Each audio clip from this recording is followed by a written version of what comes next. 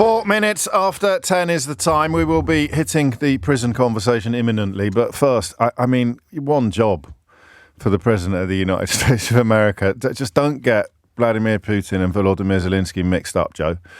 That's all you got to do. You know, I've got clips coming out my ears of him being really brilliant and sharp in some of the Q&As that happened at that NATO summit. But I think increasingly, given the conversation we had together yesterday, and the one we had a couple of weeks ago about whether or not that there is any prospect whatsoever of this sort of cognitive decline stopping or reversing, I cannot see how he sticks this out. I cannot see how he takes it all the way to November, unless they sort of, I don't know, find a lookalike or something.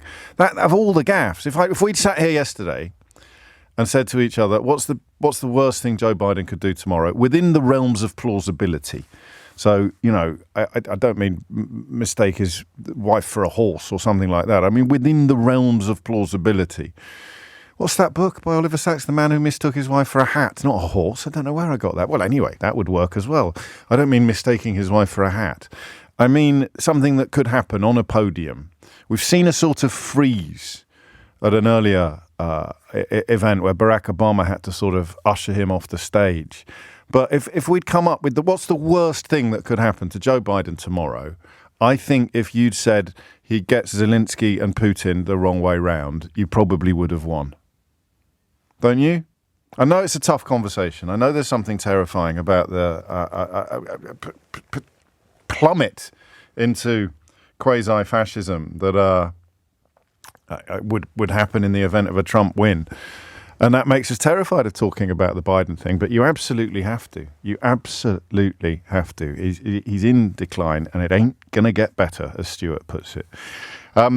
Anyway, if you're joining us and you weren't listening tomorrow, we did a full hour on that yesterday, so we won't do today. But I think if he's still in the job on Monday, then or still in the race on Monday, then we're going to have to return to it again and again, although it's one of those topics that is going to become, I think, more and more consensual.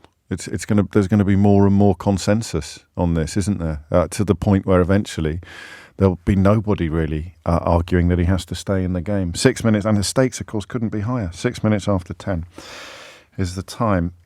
They've been in power for a week, so you have to conclude that this situation would have happened anyway. I heard Robert Jenrick this morning giving an interview to Nick in which it seemed that he was unaware that his own party had been in power for the last 14 years. If you want an illustration of the oddity that persists from the last regime, the last administration, I'd point to the fact that I think I might have imagined this. It can't be true. Are they putting Chris Grayling in the House of Lords?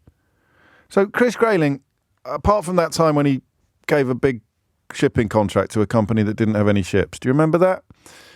Chris Grayling, widely regarded as one of the key contributors to the sort of collapse in the justice system, the probation service and the prison service. Also, a byword for incompetence in the context of almost his entire ministerial career. One of Rishi Sunak's last acts as Prime Minister was to put Chris Grayling into the House of Lords. So in the week that we learn they're putting Chris Grayling into the House of Lords, we also learn that jails are becoming too full to accept new inmates. This is an observation of, was it Buckland, not Jenrick, I do beg your pardon. It's Robert Buckland, former Justice Minister, sounding as if he didn't know who had been in power for the last 14 years. But the phrase, the language here, regarding jails is incredible. It's the sort of thing you'd expect to happen in a sort of banana republic or a failed state. Jails are becoming too full to accept new inmates. And were that situation to arise, and we're about 400 prison sentences away from it, were that situation to arise, senior police sources have told the media that there would be a breakdown in law and order on UK streets. So the cells in police stations would be filled with suspects and convicted criminals, which would mean that looters and other criminals could go on the sort of rampage, knowing that they couldn't be incarcerated. I've worked it out now. I was a little bit confused at the start. So you'd know in the in the context of a crime that there was not a space to lock you in if you were caught doing it, what would happen? What would happen? I don't see why anyone would fib about this. I mean, I don't see why anyone would lie about it. Alex Chalk, the former Justice Minister, he has given a couple of interviews to podcasts lately in which I'm not suggesting, I certainly don't want to inflict the curse of O'Brien on him, but he sounded really sensible, actually. I mean, he's somebody that the Conservative Party should, well, he lost his seat, actually, so they can't. But, I mean, he's a reminder that they weren't all mad in the last administration, and one or two of the non-mad ones even managed to rise to positions of relative prominence. They just got completely overcrowded by all the mad ones.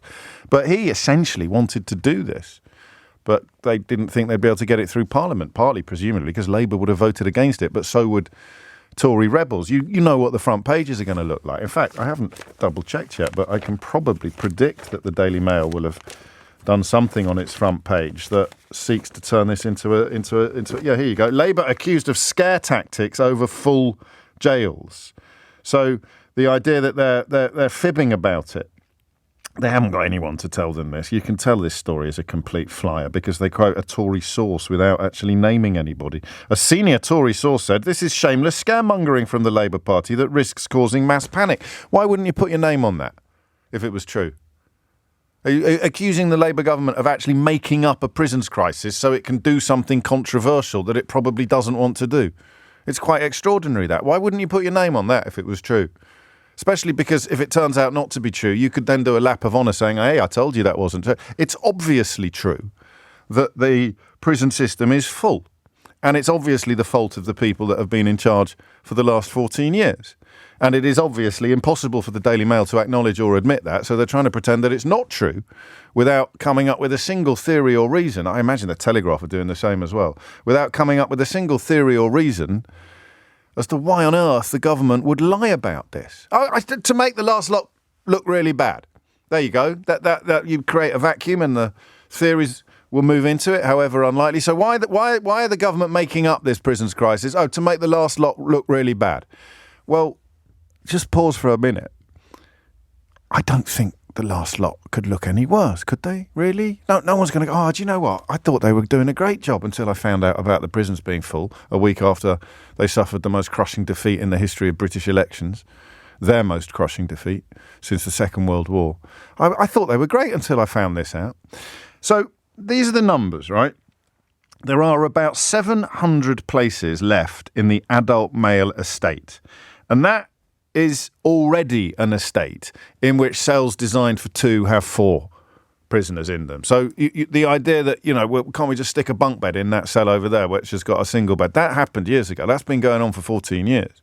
You forget that austerity even hits areas like this as well. So there are 700 places left in the adult male estate. Do we know how many people get sent to prison in an average week? What's the average number of prison sentences handed down by judges in the average week? Because if there are 400 in the coming days, then that figure falls below 300, the number of places left in the adult male prison estate. If it gets below 300, then prisons effectively become too full. The system, the entire estate, it's a good word, that. The entire estate becomes full to capacity, to the point where you won't be able to keep people in jail. So convicts, actual convicted criminals, will be brought back from court to a police station and they will be locked up there. But in the cell next door is a suspect awaiting questioning over a crime that he's believed to have committed. But we need that cell for someone who's already been convicted of a crime. So it's a sort of hierarchy of crimes based upon chronology. So we need this cell. We need this cell because we've got an actual convicted criminal coming back from court in the back of a van. And the custody sergeant's going, yeah, but this fella, we think he's a murderer.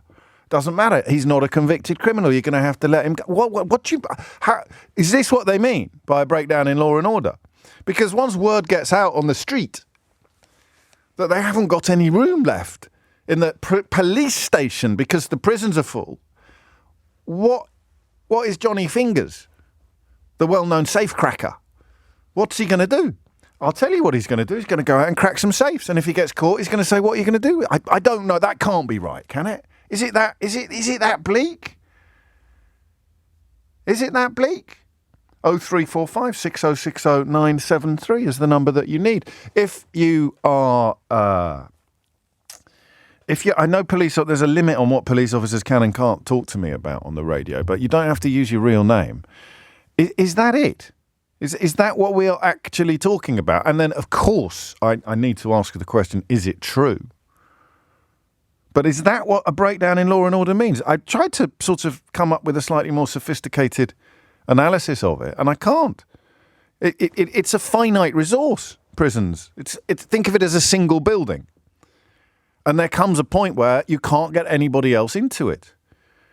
I suppose you could sort of put 20 people in a cell designed for 2, and then I complain about human rights legislation rather than fixing the actual problem. Oh, that's what the Tory party have been doing for the last 5 years. But the idea that the system has, I think you're right. That's where I got the name from. Johnny Fingers was the pianist with the Boomtown Rats. I do apologise, Johnny. I just sort of apply that. But Bobby Fingers, the well-known safecracker. The idea that the system has been permitted to get this bad it's objectively extraordinary, isn't it?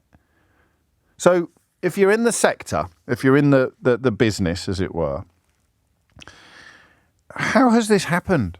COVID has played a big part in it, I think. Bottlenecks suddenly turning into surges. But how do you explain this as a prison officer? Would you know enough about this if you were in the prison service? 0345 6060 973. As a police officer, especially, one associated with custody, and that's not a silly thing to say. Not all police officers are intimately and immediately associated with custody. How has this happened? Have we been here before? How close have we been before? And who knows what a breakdown in law and order would look like? Who can tell us? Beyond what I've just said with my fictional safecracker, what about looting? You remember during the riots, the London riots, when Boris Johnson was mayor and stayed on holiday for an unconscionably long amount of time. You remember that people were getting prosecuted for stealing bottles of pop from shops, and presumably we had the capacity to lock them up. But if the word gets out that we haven't got the capacity to lock people up, people are going to pile into the electronics shops on Tottenham Court Road or wherever you are in the country, your local branch of Currys. And is it that simple? Is it that straightforward? Is that what a breakdown in law and order means? Hit the numbers now. You will get through. And yes, Steve asks, if an actual safecracker calls in, James, will they get a Ray Liotta? Well, that will put me on slightly morally difficult territory, Steve. A reformed safecracker who can tell me what they would have done in their days of cracking safes would definitely get a Ray Liotta. But I don't know that I can offer up that accolade, that lofty accolade to someone who's still cracking safes. So police officers, really, because I don't imagine any recidivist criminals are going to call me and tell me what you would do in the event of a breakdown in law and order. But the reality of the moment, I want you to explain to me. Is that what a breakdown in law and order would look like? 0345 6060 973. And what are the myriad reasons why this happened? And I think it is important to recognise that COVID was an exceptional event, and political incompetence and economic cuts will have contributed to this. Putting people like Chris Grayling in charge of anything will have contributed to this. But it won't just be, you're not really allowed to say, the Tories are just awful, that's why everything's so bad. I want the detail and the explanation and the evidence. So in the rear view mirror this morning, how the hell did this happen? 0345 6060 973. And on the road ahead, and anyone can join in on this, I just think that police officers and criminals, cops and robbers, there you go. I just think that cops and robbers would probably have a little bit more insight into it than the rest of us. But I could be wrong. Feel free to prove it. On the road ahead, what is a breakdown in law and order? 0345 6060 973 is the number you need. This is a crazy, crazy story. Sometimes the headlines and we're so used to discussing crazy stuff at the moment. They don't quite do the job, do they, of conveying the gravity of a situation. Guardian goes for a very measured crowding could spark breakdown of law and order on the inside pages, but the right-wing papers go both ways. The Mail is trying to terrify your mum. Labour accused of scare tactics over full jails. So we'll add that to the list as well. Put that in as part of the conversation. That's question number 3. Why would Labour lie about this? And the Telegraph, violent prisoners will be freed early. That's to scare your nan. But then even they have to admit in the next line, police warn of breakdown of law and order. Not Labour politicians. The police are warning of a breakdown of law and order. There's a lot to get into here, and I'm looking forward to it. The number you need, as you know by now, is 0345 6060 973. 21 minutes after 10, I knew I could rely on you. Phone line's buzzing and some of the texts coming in are really brilliant. Prisons are like rivers full of drowning men and women, says Jack in Cambridge. We need a massive programme to stop them falling in the first place, not just allowing them to crawl out a little earlier, soaked in shame and stigma. Jack, you're a poet, and you know it. And Jay puts it brilliantly. If I fail to convey the scale of the problem, or you perhaps are allowing yourself to be a little bit sceptical because the Daily Mail is telling you to, just remember the hospitals. Jay's in Runcorn, and he writes, James, it's in the same way that ambulances are queuing at hospitals because there are no beds to put the patients in. We'll have paddy wagons queuing up outside courts and prisons until places are available there. The breakdown in law and order comes either with the erosion of confidence or fear from the criminal side of the system. Wow. Munir is in Mitcham to kick things off. Munir, what would you like to say? Hi, James. How you doing? I'm good, mate. I'm a bit worried about this, though. Well, yeah, don't be. I think that the bigger picture is they need to do what they need to do to put incarcerate people, because I know as bad as it sounds, if they needed the space, they will find the space. So, like, I used to work in fighting young offenders about 2014-ish, so I left in 2014, for example. And if there was anything like this situation going on then, so you know, like when they cut funding and stuff like that, so a lot of people taking retirement, and it was the old school, like the ex-army officers that they kind of got rid of, and then they ended up hiring younger, cheaper people. No, I know about all this. No, respectfully, Munir, but we're talking about there's only 700 places left. They've done all the doubling up they can do. They've chucked all the bunk beds into the cells that were only supposed to have single beds in them. If it gets below 300, what happens? So I can speak for fighting young offenders. I know they have like 4 units that are not being used, but I get what you're saying. Historically, what I've seen has happened is sometimes they have officers who do different jobs inside the prison service. So like remand workers, like release workers and stuff. So they'll bring them off those side jobs and they will try and get them back onto the unit. Sometimes they only take them off the unit because they can't do that job. I'm going to go out on a limb here. I'm going to say you've not been in the system for about 10 years. Oh, yeah, 2014 is when I left. You left in 2014. I'm psychic, because I think you'll find that things in the ensuing 10 years, they were bad when you left, and they've gone absolutely bonkers since. And so that apocalyptic prospect, that question of what would actually happen, is something nobody knows. It's a precipice over which we have never looked, which is why police are warning that it would be a breakdown in law and order. So what do police officers think about this? Thank you, Munir. I'm not in any way ungrateful for your call. I'm just looking at what has happened between 2014 and 2024 to take us to a place where I don't think we have ever been before. 24 after 10. Mark's in Wigan. Mark, what would you like to say?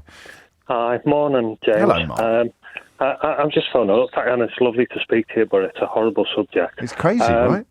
Yeah. A relative of mine is currently locked up. He got sentenced about 15 years ago, now 16 years ago, on an indefinite prison sentence, an IPP, which has since been scrapped. It got scrapped in 2012. But it doesn't affect if you're on one. You're still on one. You're still on one, and there's currently 1,800 people still locked away on it. Now, he wasn't allowed to. They weren't even going to look at releasing him until he completed some training courses. And the problem for him was he couldn't get on the courses because they were all full. Because the system was groaning under the weight. Would it be? I mean, I know he's your relative. So is that a parrot in the background? It is, yeah. What It's else? A noisy little thing. Is it just a parrot, or can I hear something else as well? No, you can hear one of the dogs as well. It's a parrot and a dog in the background. Yeah, 3 dogs. So I can't. So I don't know how much you've been listening this week, Mark. And I know that we're having a very serious conversation, but you've got to find your opportunities to have a smile when you can, haven't you? I've been using an app on my phone to try to identify bird song when I've heard birds chirping in the background, but I don't think I can do it with your parrot because the dog will interfere, and that I won't be able to get a nice clear. What's the right word for the noise that a parrot makes? No, there's a dog. Does the parrot ever impersonate the dog? No, the parrot whistles the dogs and calls the dogs. And the dog copies my whistle and then the dog comes running to the parrot. Yes. Your house sounds absolutely bonkers, Mark. My house is bonkers. Well, anyway, back to your cousin. So, would it be safe? Would it be safe to release him? At this moment, no, because he was sentenced on an indefinite sentence. Yes. If you think, can you imagine being locked away, not knowing when you're going to be released? No, I can't. It sounds like something out of Greek mythology, doesn't it? It does. And then you can't even consider to be released until you've done training courses that you cannot get on because it's full. Yeah, that's so his Kafkaesque. mental health deteriorated greatly. I'm sorry. And unfortunately ended up in hospital. Oh, Lord above. But that is like a kind of a perfect storm, isn't it? Where you can't get out unless you've done the course. You can't serve your sentence because it's indeterminate, and you can't get on a course because the courses are all full, and the courses are all full because the prisons are so full, and the prisons are so full, which leads to a breakdown in law and order, and we can't free up a space with your cousin because of the cycle of events that we've just run through. Mark, thank you. I mean, listen, it is one of those phone-in questions to which nobody actually knows the answer. What would happen? 0345 6060 973. But I suspect. And Peter's been in touch. Who's an ex-DCI from Twickenham, Nick, who contributes to the programme quite a lot, contributes to the station quite a lot. Peter Kirkham. He says you are actually spot on the money, mate. It would be. It wasn't me. It was Jay in Runcorn who described it in this way. It would be just like the ambulances queuing up outside A&E. I'm not sure we should use the word paddy wagon. A couple of people have pointed out to me that it might involve a little bit of casual racism against me and my fellow Irishmen. But you know, Black Mariahs or custody vehicles are queuing outside police custody suites due to, this is already happening, due to so many police stations being closed under Theresa May. I know this is a bit upstream from your topic today, but it's another aspect of the very same issue. If someone needs arresting, if someone needs to be sent to prison, then we should never be deciding against it simply because there is no cell available. And yet it would appear that we were already in that sort of scenario. So, again, Peter's ex-job, so I don't know what people who are currently in the job can tell me, but you've got the insights. You know what happens. You're the custody sergeant and you've got no more cell space. There are laws governing, and they are good laws, because I don't know how much you know about what jails were like in previous eras, even in the Victorian era, but certainly you go back to the 17th century, the 18th century, they were hideous, truly, truly hideous. So the laws are there for good reason, and the custody sergeant knows that he cannot process anybody else. So if I turn up with you in handcuffs, that's not fair. If you turn up as a serving police officer and you've got me in handcuffs on suspicion of stealing the crown jewels, let's say, or I don't want to say a violent crime, but you're welcome to imagine one in your own head. You've got me there, banged to rights, on suspicion of stealing the crown jewels, and you've got no space because you've got convicted criminals, you've got prisoners in the custody cell. What happens next? What happens next? And literally to the person that you've collared and all the people who hear what's going on in the system and are of a criminal bent, what do they do? It's 10:30. You're listening to James O'Brien on LBC. Thomas Watts is here with your headlines. 10:32 is the time. Apparently, during my brief interlude at the beginning of the programme on the subject of Joe Biden's cognitive decline or his age-related fragility. Apparently, I came out with the immortal phrase, if you weren't listening tomorrow. That's quite relevant in a way, because I don't think, at least I hope, you wouldn't take that as evidence of something serious. And I now have to get to 1 o'clock without doing anything similar.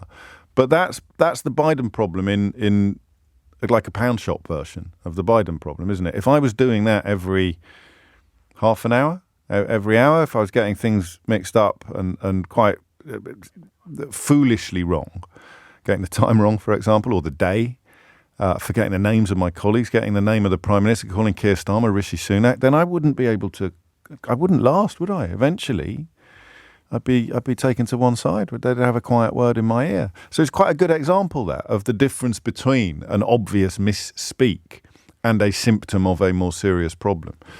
So if you weren't listening tomorrow, don't forget you can get the entire show on the Global Player app where you can pause and rewind live radio.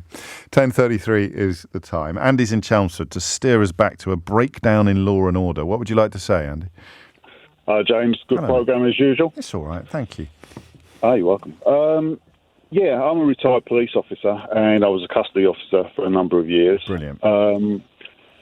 We've had this sort of stuff before. Right. When the prison officers were on strike, we used to have prisoners that were locked out of prisons. Oh, gosh, yes. They used to take up the sort of cell spaces with us.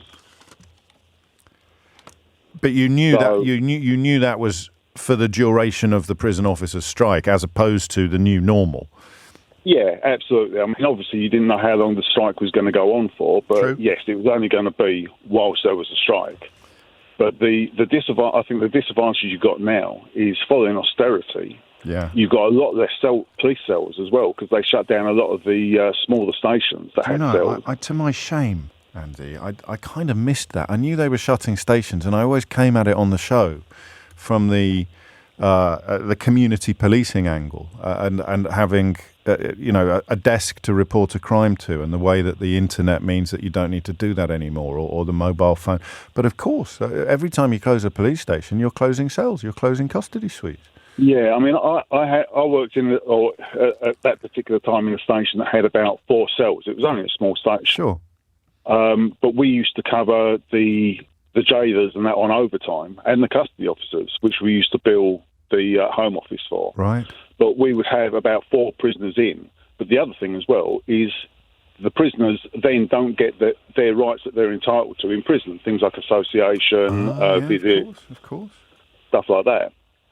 So what happens literally if I'm one of your colleagues, I turn up with a right scrote in handcuffs, yep, and you're full, and you know for a fact, or at least the first 5 other police stations that you ring are full as well, because they've got prisoners coming back from court, having been sentenced to a prison sentence, and the prisons can't accept them, so they're coming back to the cut. What happens to the scrote in handcuffs?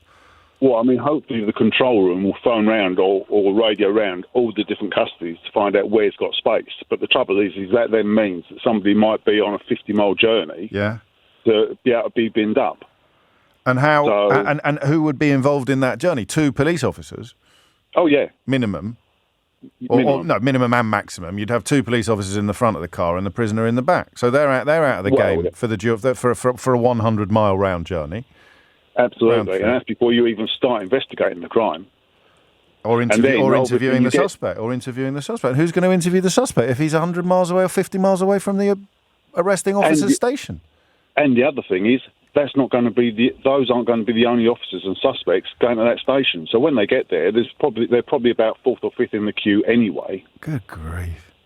Good grief. Austerity was wonderful, wasn't it? You really do, and for anyone just joining us, ex-custody officer, you really do see this as being a direct consequence of cuts to the police service. Absolutely. And I remember that speech Theresa May gave to the Federation, to the Police Federation, where she accused them of scaremongering when she suggested that cutting the number of police officers would cut the ability to solve crimes or cut the ability to catch crooks. We missed this bit. Have you been screaming at the television and the radio about this kind of thing in years past? We were screaming at the time. Yeah. Because what do you think is going to happen? What do you think is going to happen if you carry? It's like a bottle and a tap, isn't it? And you hold the bottle under the tap and you don't turn the tap off and you don't swap the bottle. What is going to happen? I mean, it's not helpful to sit there and say, we told you so, but... Go on. We told you so. Andy, thank you. 10:37 is the time. I mean, it is extraordinary I'm using that word a lot today, but consciously, remember. It's one of the words I'm trying to use a little bit less so that when I do use it, it carries a little bit more weight. Look, Andy is one officer, albeit one with a lot of experience in exactly the right area of policing. But austerity is the reason he gives for this scenario. And he's got experience of this almost identical scenario, because if the prison officers are on strike and not accepting new prisoners, then the police stations assume a new role, except that that's not going to be an exceptional circumstance on the immediate horizon. It's going to be the normal. So now the question that we should have asked, or rather the question that is more obvious than the one that we have asked, becomes completely different. How do you feel about releasing prisoners early? It's not a question of how we feel. As far as I can tell, it's not a question of how we feel about releasing prisoners early, because we have no actual choice. The only question politically is in the horrible event of somebody being released after serving 40% of their sentence instead of 50% of their sentence, which is what happens now. And that's without parole getting involved. That's a sentence that automatically ends. You'll be on license and stuff, but you automatically cease to be incarcerated after serving half of your sentence. They're bringing that down. Shabana Mahmood will announce later today they're bringing that down from 50% to 40% for thousands of prisoners. Now, if one of them goes out and mugs an old lady or hurts someone, or God forbid worse, who's it going to be on? Is it going to be on the people that created the system that rendered the release of the prisoners inevitable? Or is it going to be on the people who release the prisoners? I don't know is the short answer to that. And in the great scheme of things, it doesn't matter, because we're trying to work out what this all looks like. Michael's in Westminster. Michael, what would you like to say? Hi, James. Yeah, I served a prison sentence in 2014. I got 18 months. Right. I was sentenced at Southwark, got sent to Wandsworth. Yeah. And it was packed to the rafters. There was like 3 men in a one-man cell, which is inhumane. Yes. You can't swing a cat in a prison cell. But what happens is when you get sent to one of the local prisons, like Wandsworth, you get to be risk assessed. And there's 4 categories, Category A, Category B, Category C, Category D, D being the lowest. I was risk assessed as being D because it was a low-risk offence. Right. But because the prisons were so full in the open prisons, because that's where they would have sent me, yes, I had to stay at Wandsworth for 6 months in a Category B prison. I eventually got to an open prison at Ford, and when you get to an open prison, you can work in the community 5 days a week. You get home leave 5 days a month, and you get town visits every weekend. So my suggestion is to free up the prison spaces immediately.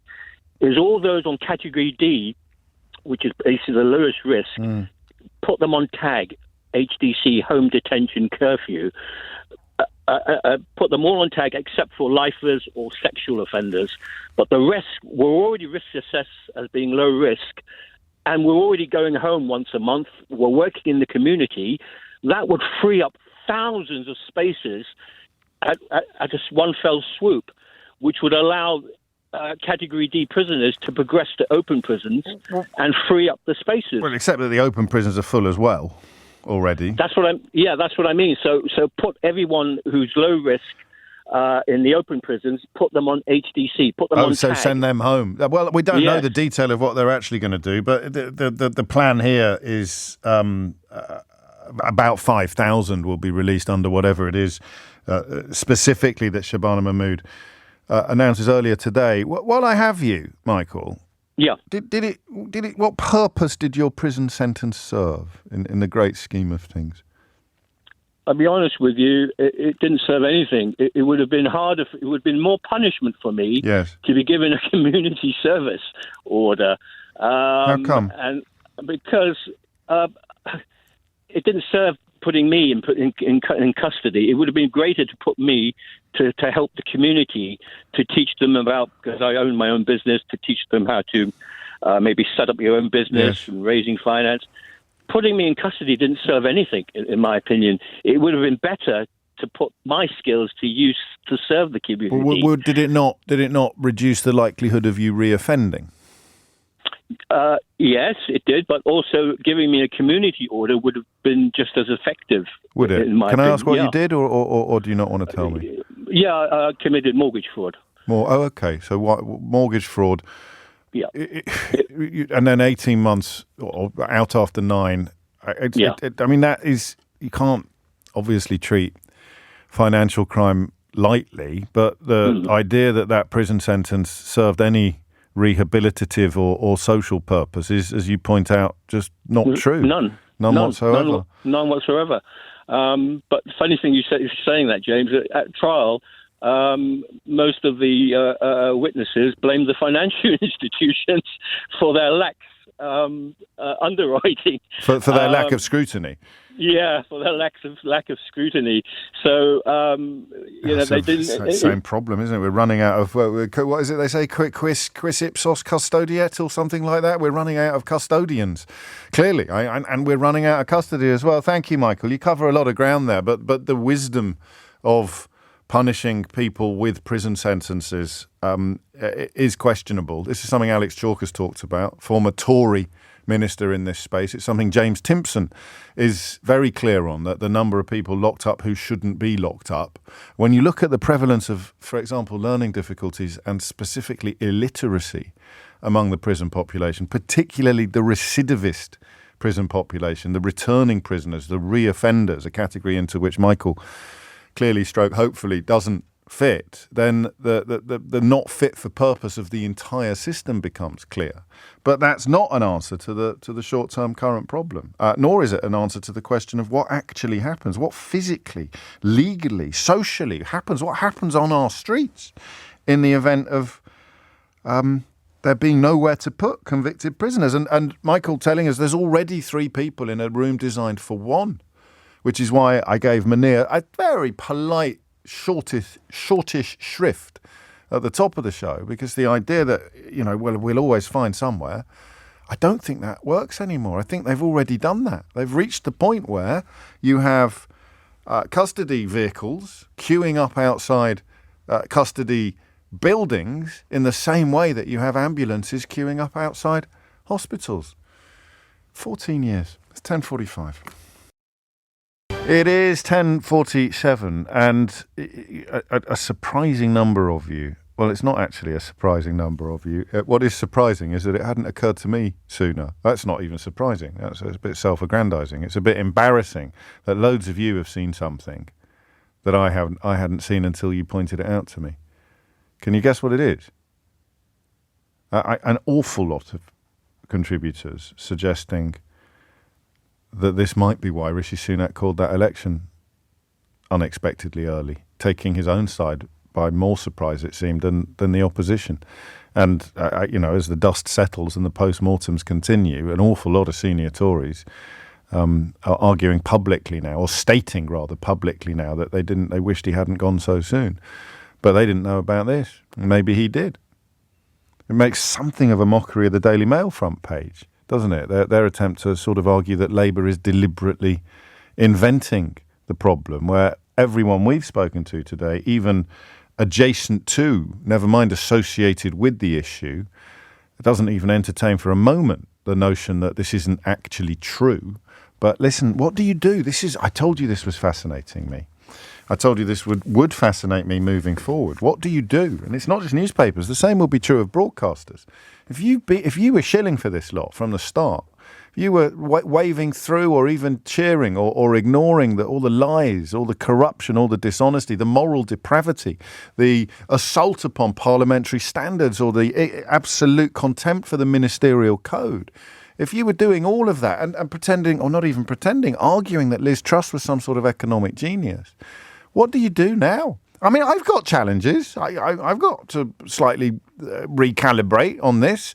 In the event of Keir Starmer trying to get some anonymous donor to pay for his wallpaper, I'll know exactly how to behave. But in the event of the Labour government actually abiding by all of the standards and codes that have evolved over the decades, evolved over the centuries, what on earth are we going to get angry about together on the programme? But what do you do if you waved through all of the stuff that has created a system in which ambulances are queuing up outside hospitals And prison vans are queuing up outside police stations and prisons. I guess if you're the editor of the Daily Mail or the Times or the Telegraph, you just have to sort of carry on lying.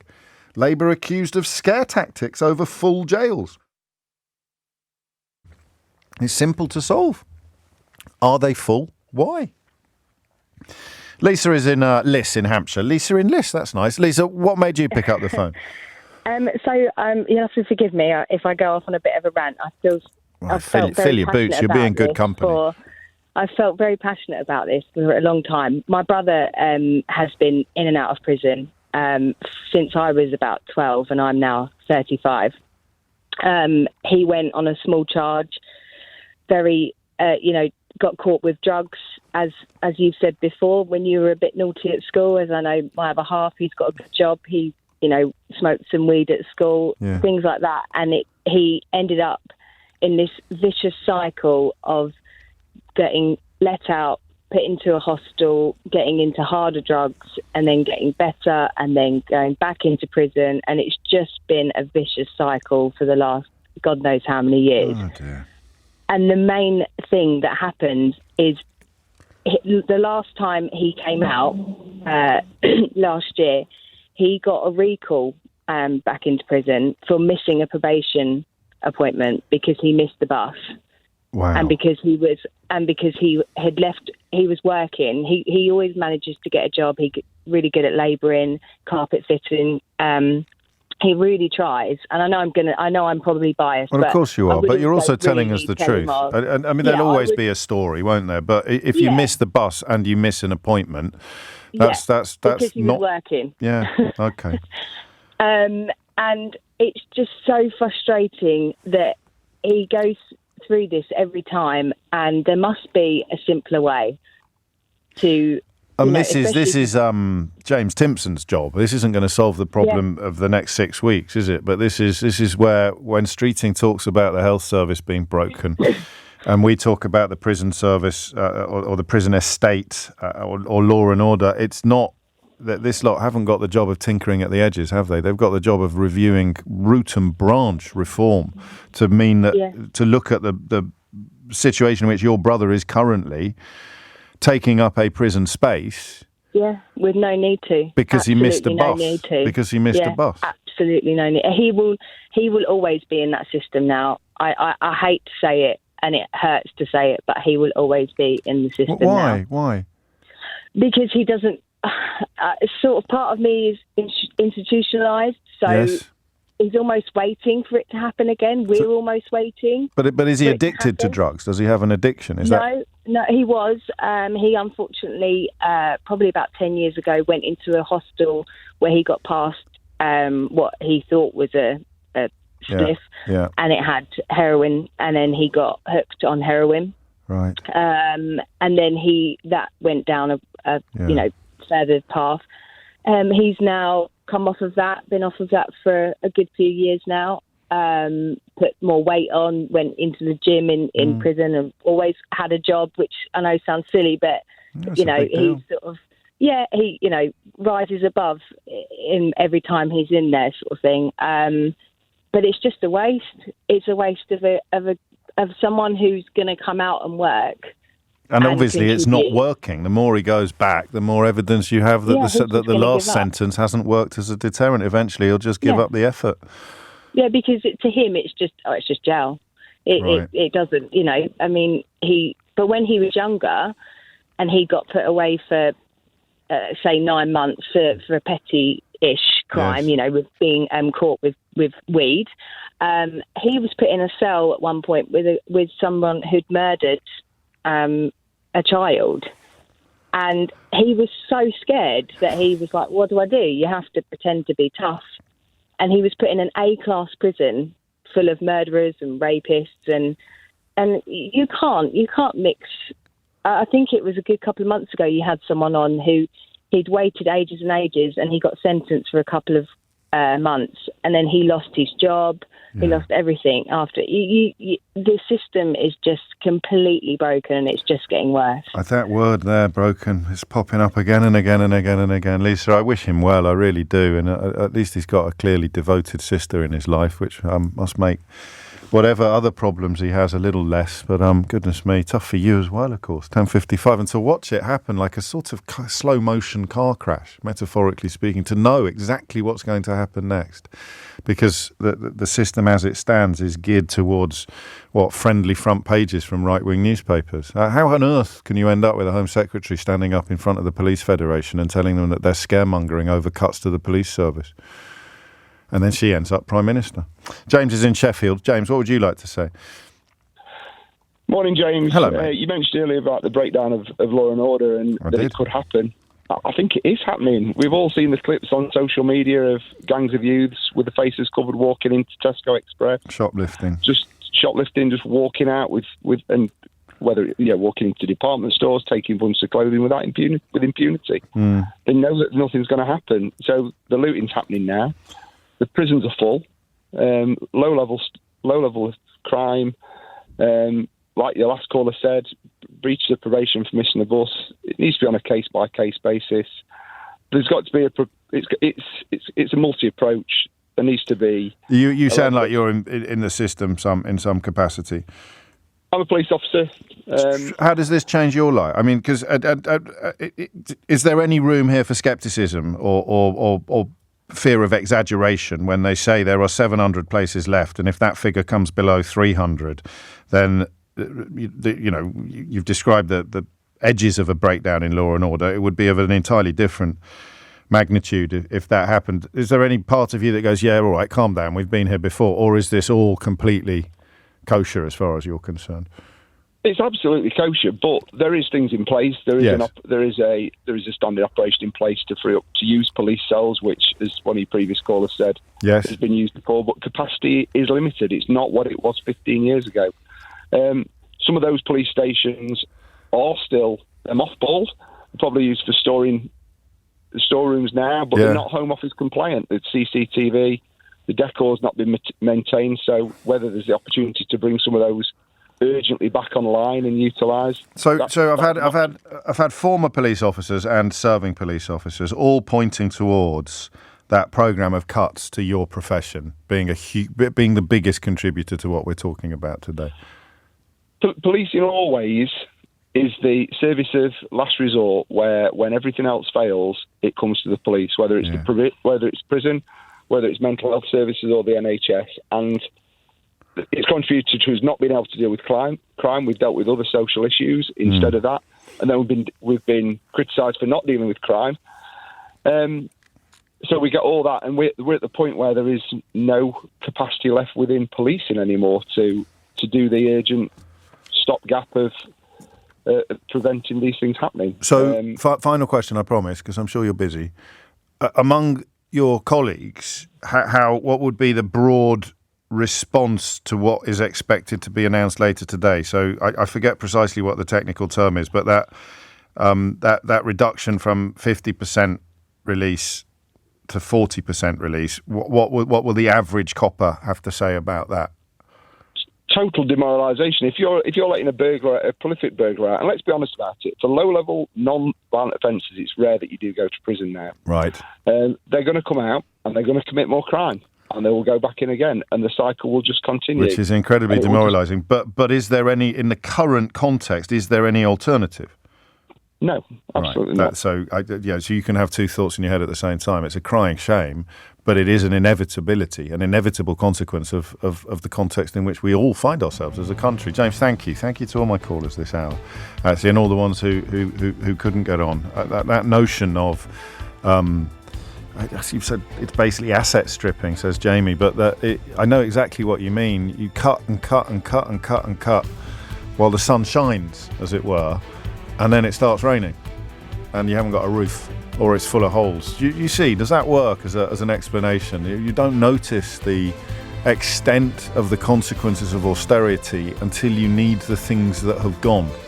And that is true of hospitals, it's true of prisons now, police. It's true of almost every corner of our society. Which makes the child benefit story quite pertinent, doesn't it? It is 3 minutes after 11, and it is time for Sir Keir Starmer's first little local difficulty, because it is reported this morning in one of the proper newspapers, not one of the propaganda sheets, that he faces potential rebellion on the issue of the two-child benefit cap, which is a benefit under which, if you earn below a certain amount, if your household income is below a certain amount, then you receive a certain amount of state support, family benefit for your first and second child. But regardless of how little money you earn, you get no money at all for subsequent children, for third, fourth, fifth, sixth child. It is one of the areas in which Keir Starmer has been ruthlessly pragmatic, or a blue Labour politician, depending on your perspective. He has talked about wanting to get rid of it while recognising that he can't, because the calls upon the public purse are myriad. So, what do we think? About 1.5 million children across the UK are affected by this policy. In other words, that there are about 1.5 million children whose parents don't, excuse me, you can tell I'm having a little drink of water. I've got a little tickle in the back of my throat. That they get nothing. I couldn't even tell you how much it is, actually, at the moment, child benefit. It's a good job I'm not a politician being interviewed by Nick Ferrari. He'd have bounced me around the studio by now for not knowing that. Especially if it was actually part of my brief. The reason I like this story in terms of our conversation, I'm not one for if you can't have children, if you can't afford children, don't have them. I just talk to anybody who is currently framing the thought, if you can't afford children, don't have them. I just recognise that you exist, and I sympathise enormously with your cognitive dysfunction. But it just isn't helpful in the context of a conversation about a civilization or about a civilized country. You know, today's children are tomorrow's grown-ups. The more comfortable a child's experience of childhood, the less likely the prisons are to subsequently become full. The biggest driver of crime in any community is poverty. And therefore, the more children that grow up in poverty, the more likely they are to become, or the more adults you have who end up in criminality. So, and also health. The health burden of poverty is huge and potentially lifelong. So if you are driven entirely by financial concerns rather than basic instincts like compassion and decency, then having children not growing up in poverty in the long term costs the country less than having children growing up in poverty. So your tax doesn't then have to go to address their incarceration or their journey through the justice system or the consequences of their lack of education or the consequences of their poor diet or their difficult upbringing. Our tax money is saved by ensuring that children don't grow up in poverty. About 440,000 families are affected by this cap. That's up on last year. About 1.6 million children are disadvantaged by it. That's up by about 100,000 on last year. But, and this is where the reason why people reach so easily for the more callous or cynical analyses, people are still having children. So if you have two children and you are thinking of having a third child, you know that you will not get the benefit for that child of £25.60 a week for child one, and £42.55 for child two. So it's not a tiny amount, is it? It's not a tiny amount. Mark points out that the people who come up with the lines, I beg your pardon, Andrew points out the people who are in favour of the cap are also the same people who are anti-immigration, which demonstrates a deep misunderstanding of our looming demographic crisis. But that's a subject to which we will return on another day. It's a subject to which we will discuss today as well, but it's not the beginning and the end of the conversation. The Tories brought it in. And I looking at the dates, it kicked in, didn't it, in April of 2017, but it was a George Osborne policy, this. He's a man who's got away with murder, isn't he? We talk a lot about how Cameron doesn't get properly held to account for his role in what we are still talking about every day, and will be for probably the best part of this parliament, if not longer, that the way things were broken. Prisons today, hospitals earlier in the week, schools in some ways, although not all, physically falling down, schools. Not necessarily George Osborne's fault, but of course the shutting of community centres, of Sure Start centres, the ripping out of anything that remotely resembled community and sacrificing it upon the altar of so-called austerity. The consequences of all of that will be with us for the rest of our lives, even as some of those consequences get reversed. That we will be with them they will be with us for most of our lives. And yet no one ever really talks about George Osborne in that context. No one really talks about them. So you don't lose all your benefits if you have a third child. You still get it for child 1 and 2. I hope that's clear. There's one text has come in which suggests it wasn't necessarily. But you don't get the third. Now, I just want to know what you think about this and why. I don't want to get on a political soapbox particularly. I think that explanation of the economics is necessary and important, and I think that the nod towards immigration is important as well, because you can have one or the other. You can either encourage people who are already here to have more children, or you can encourage people who are not here to come here and do the jobs that would otherwise be done by the adults that the children who you've had grow up to be. The idea that you actually have a cap on both, you try and limit immigration. Some Tories boasting about a drop in visa applications, which is extraordinary because the visa applications are specifically for jobs that need to be filled. You can only apply for a visa if you want to work in a sector that has got a dispensation from other immigration policies, because that sector is crying out for staff. James Cleverly yesterday, probably, to be fair to the man, doesn't understand why it is such a ridiculous position to adopt. But if you're boasting about a decline in visa applications, you're essentially claiming that we should celebrate staff shortages in the care sector or the construction industry or agriculture. Yes, fewer people are coming here to work in sectors that are crying out for staff. High five, everybody. So if a former Home Secretary can be that daft, then it's not a mark of great shame for an ordinary voter to be that daft. But I just want to know what you think about it. What you think about the principle. Sadiq Khan changed my mind about something not long ago when he brought back free school meals for everybody, for every primary school child in the United Kingdom. And the way he explained it, as someone who I think was on free school meals as a child, well, I was at the exact opposite end of that spectrum. He just talked about the beauty of a universal benefit, because it's a great leveller.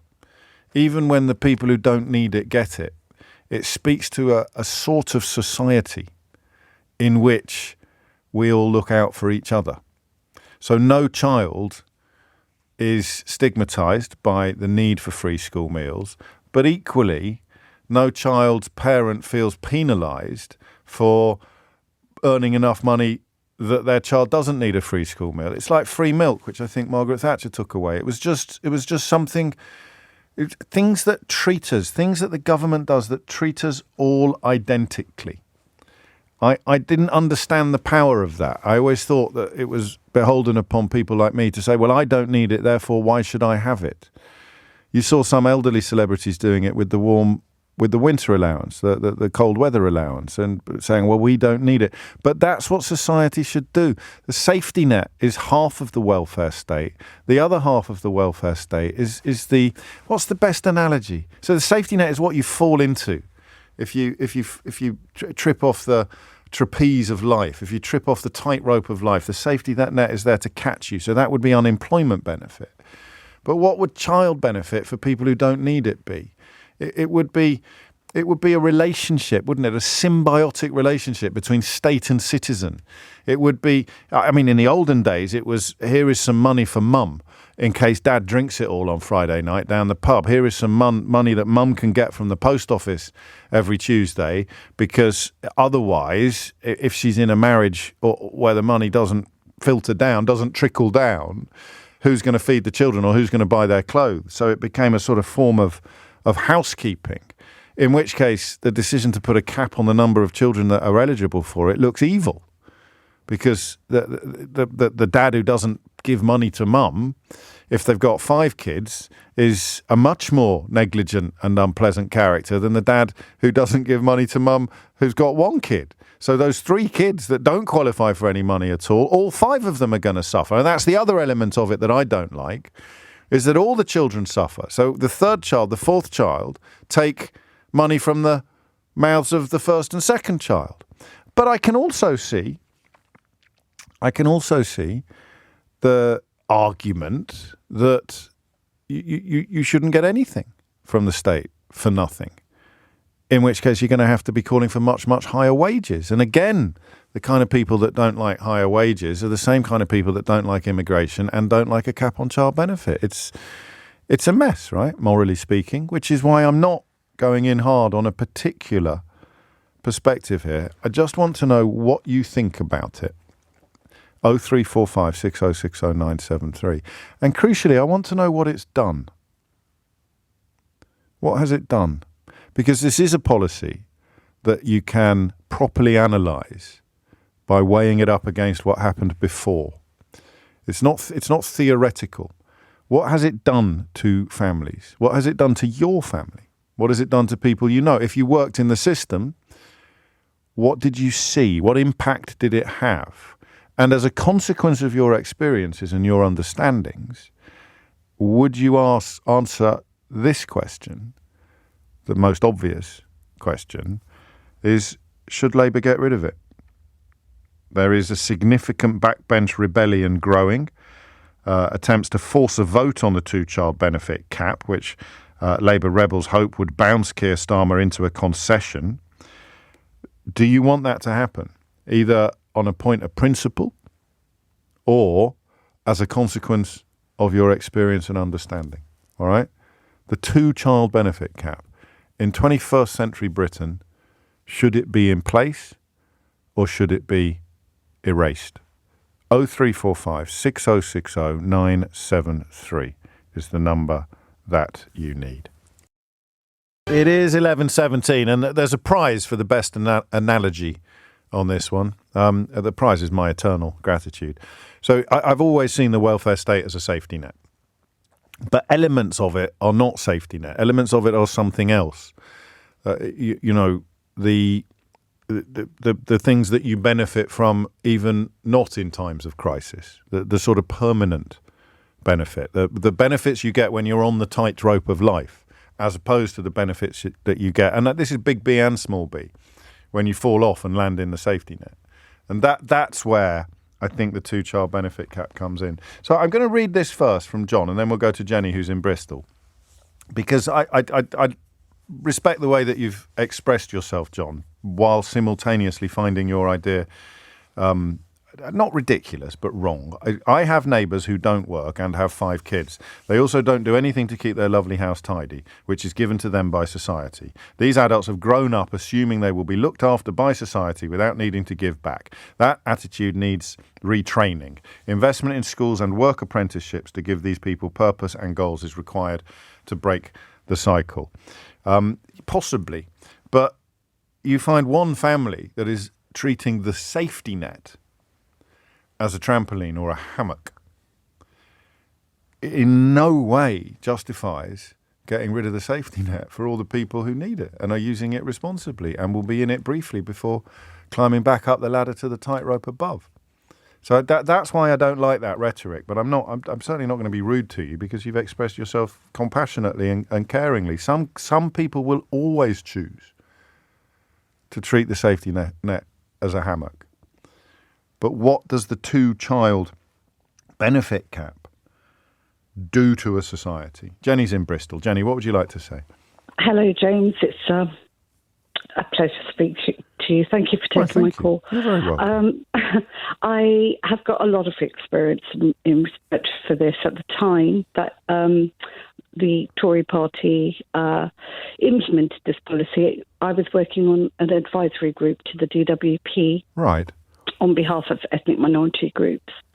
And this policy was a knee-jerk reaction to, at the time, all the headlines in the right-wing press about council 9-bedroom houses in Islington going to asylum seekers, etc., etc. So there was a huge determination to address this issue. And from our perspective, we saw it as it's very likely that ethnic minority groups have 2+ children.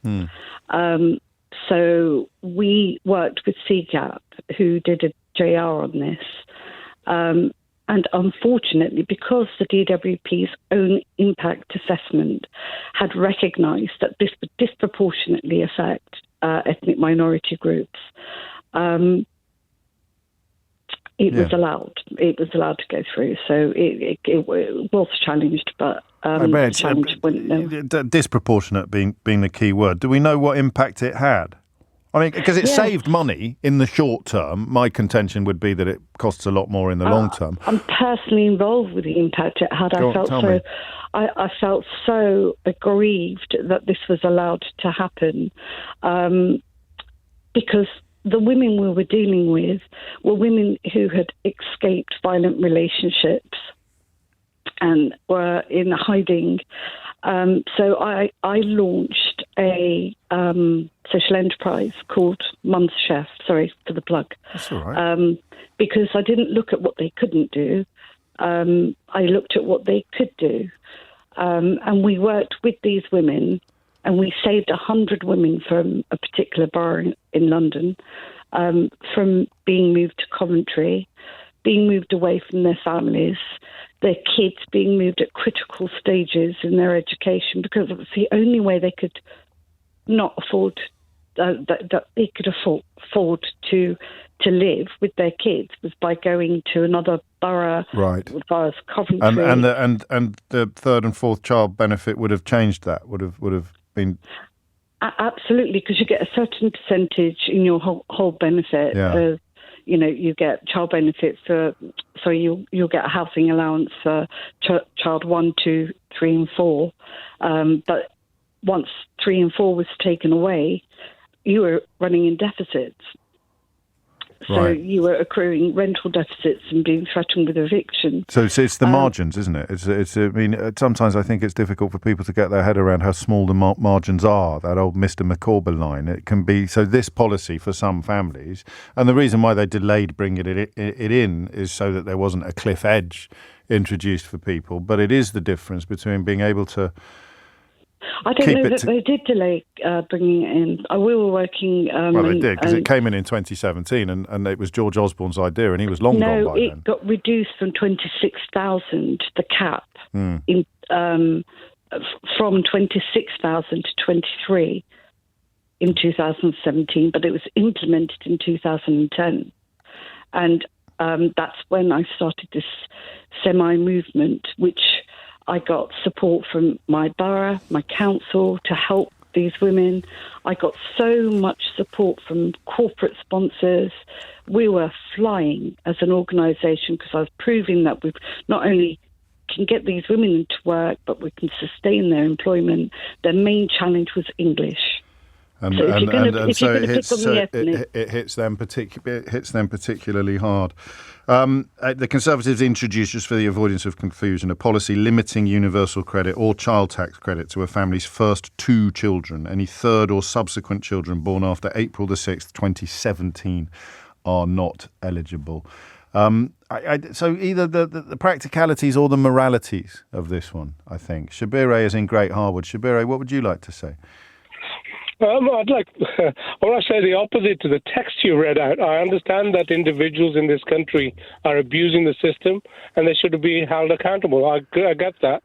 But if I give you my own personal experience, I mean, I'm 63 now, and I've been in this country for 54 years. Yeah. I've been working since the age of 16. I got married later, 56. I've got 3 lovely kids, 5, 3 and 2. Crikey. Okay, the eldest gets her child benefit and the second gets hers. But that's our lifeline for the children. It isn't. I mean, I'm unemployed now, and I can't find a job, although I'm a professional, got qualifications.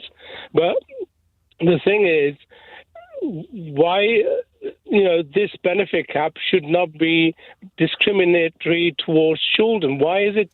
It's discrimination. So the idea that, and Gary and Anik takes up this point, you're telling the third child that they are worth less than the first two, or that mum and dad shouldn't have had them. Correct. That is how you feel. On the other hand, the government wants you to produce children because there's not enough children in the country.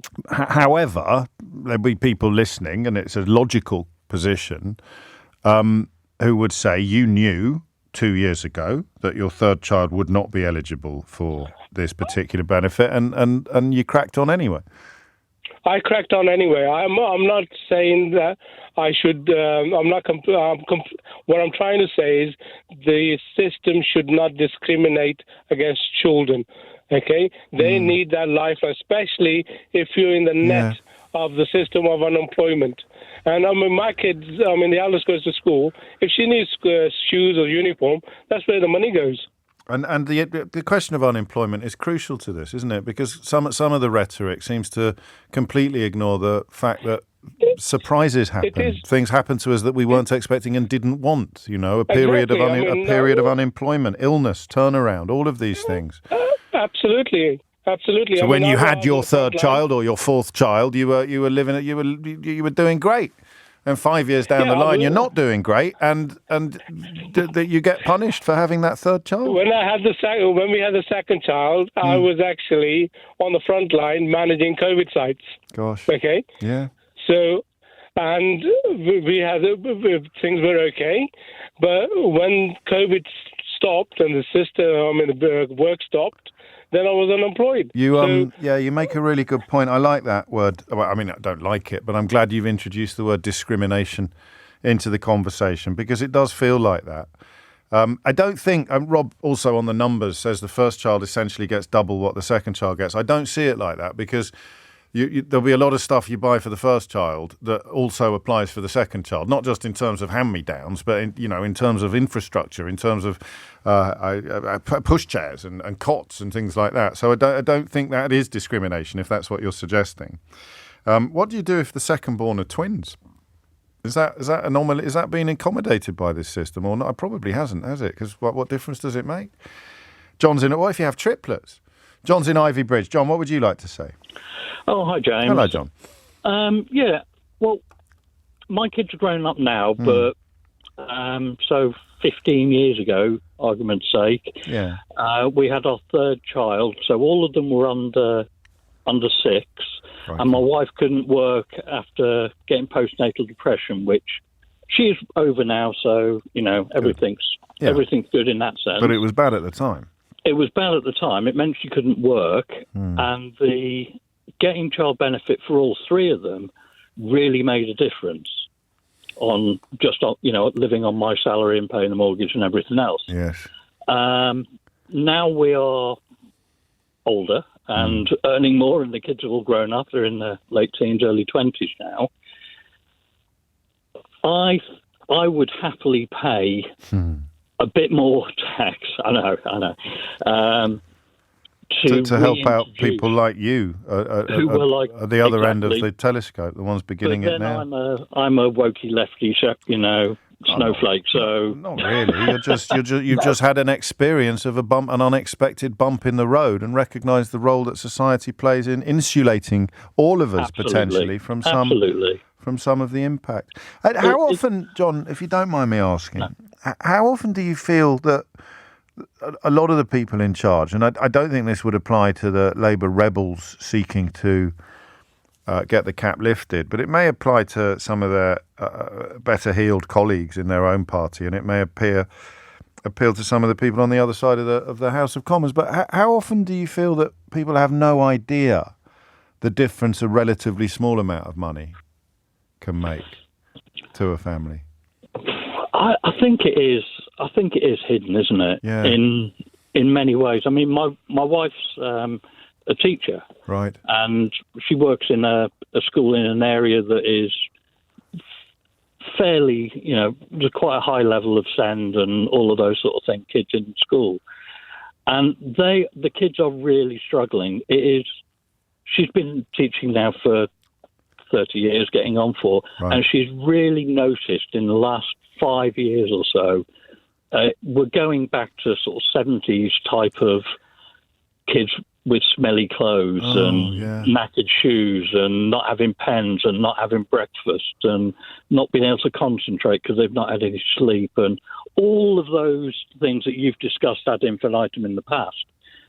Are rising. They're on the rise, and that can't be a coincidence. This would be a part of it. This would be a contributing factor. This policy since 2017 would be very much a contributor to that, because it's about how much there is to go round. Thank you, John. So total 25.60 for the eldest child, and then in total, and then 42 in total for the second child. So the second child is getting about a tenner less than the first one, but then nothing for subsequent children. And you can see why they did it, and you can see how it got waved through.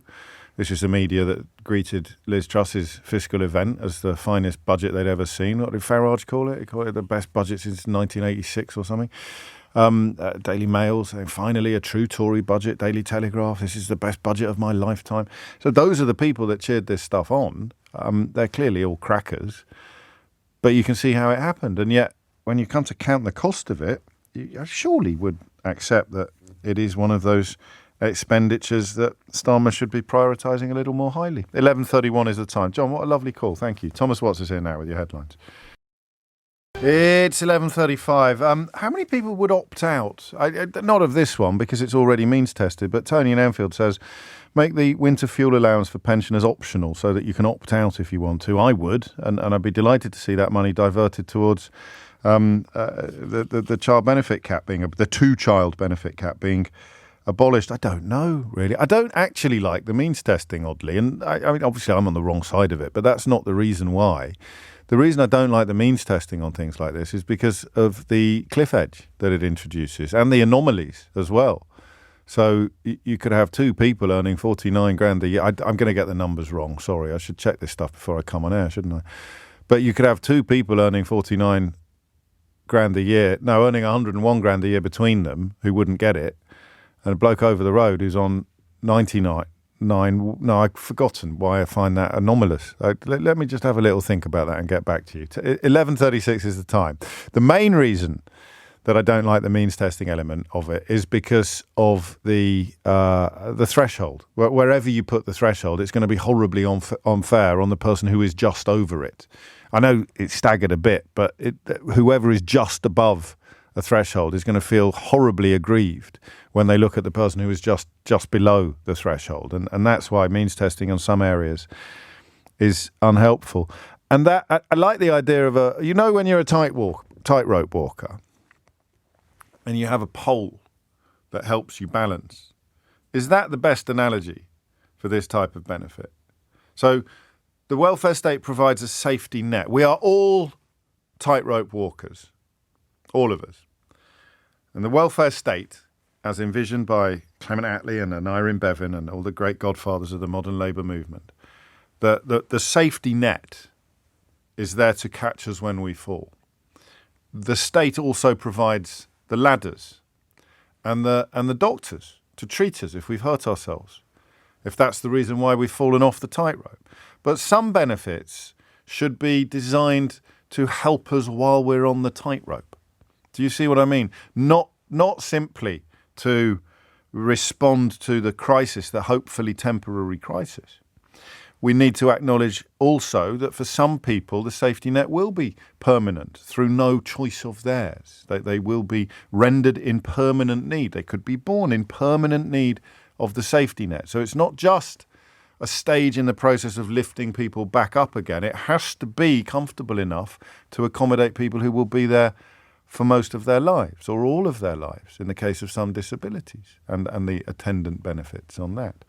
We have to acknowledge, sounds like a political speech this, doesn't it? We have to acknowledge, conference, also that some people will choose to languish in what is for the rest of us a safety net because their horizons are so limited, their aspirations are so few that they elect to treat the safety net like a hammock or even perhaps a trampoline. but we don't get rid of the safety net for the millions of people that need it as a way or as a consequence of the existence of people who are in it that don't necessarily need it. And we're back to all of the usual tabloid stories about your friend's cousin's window cleaner who's got 48 children and a palace in Westminster.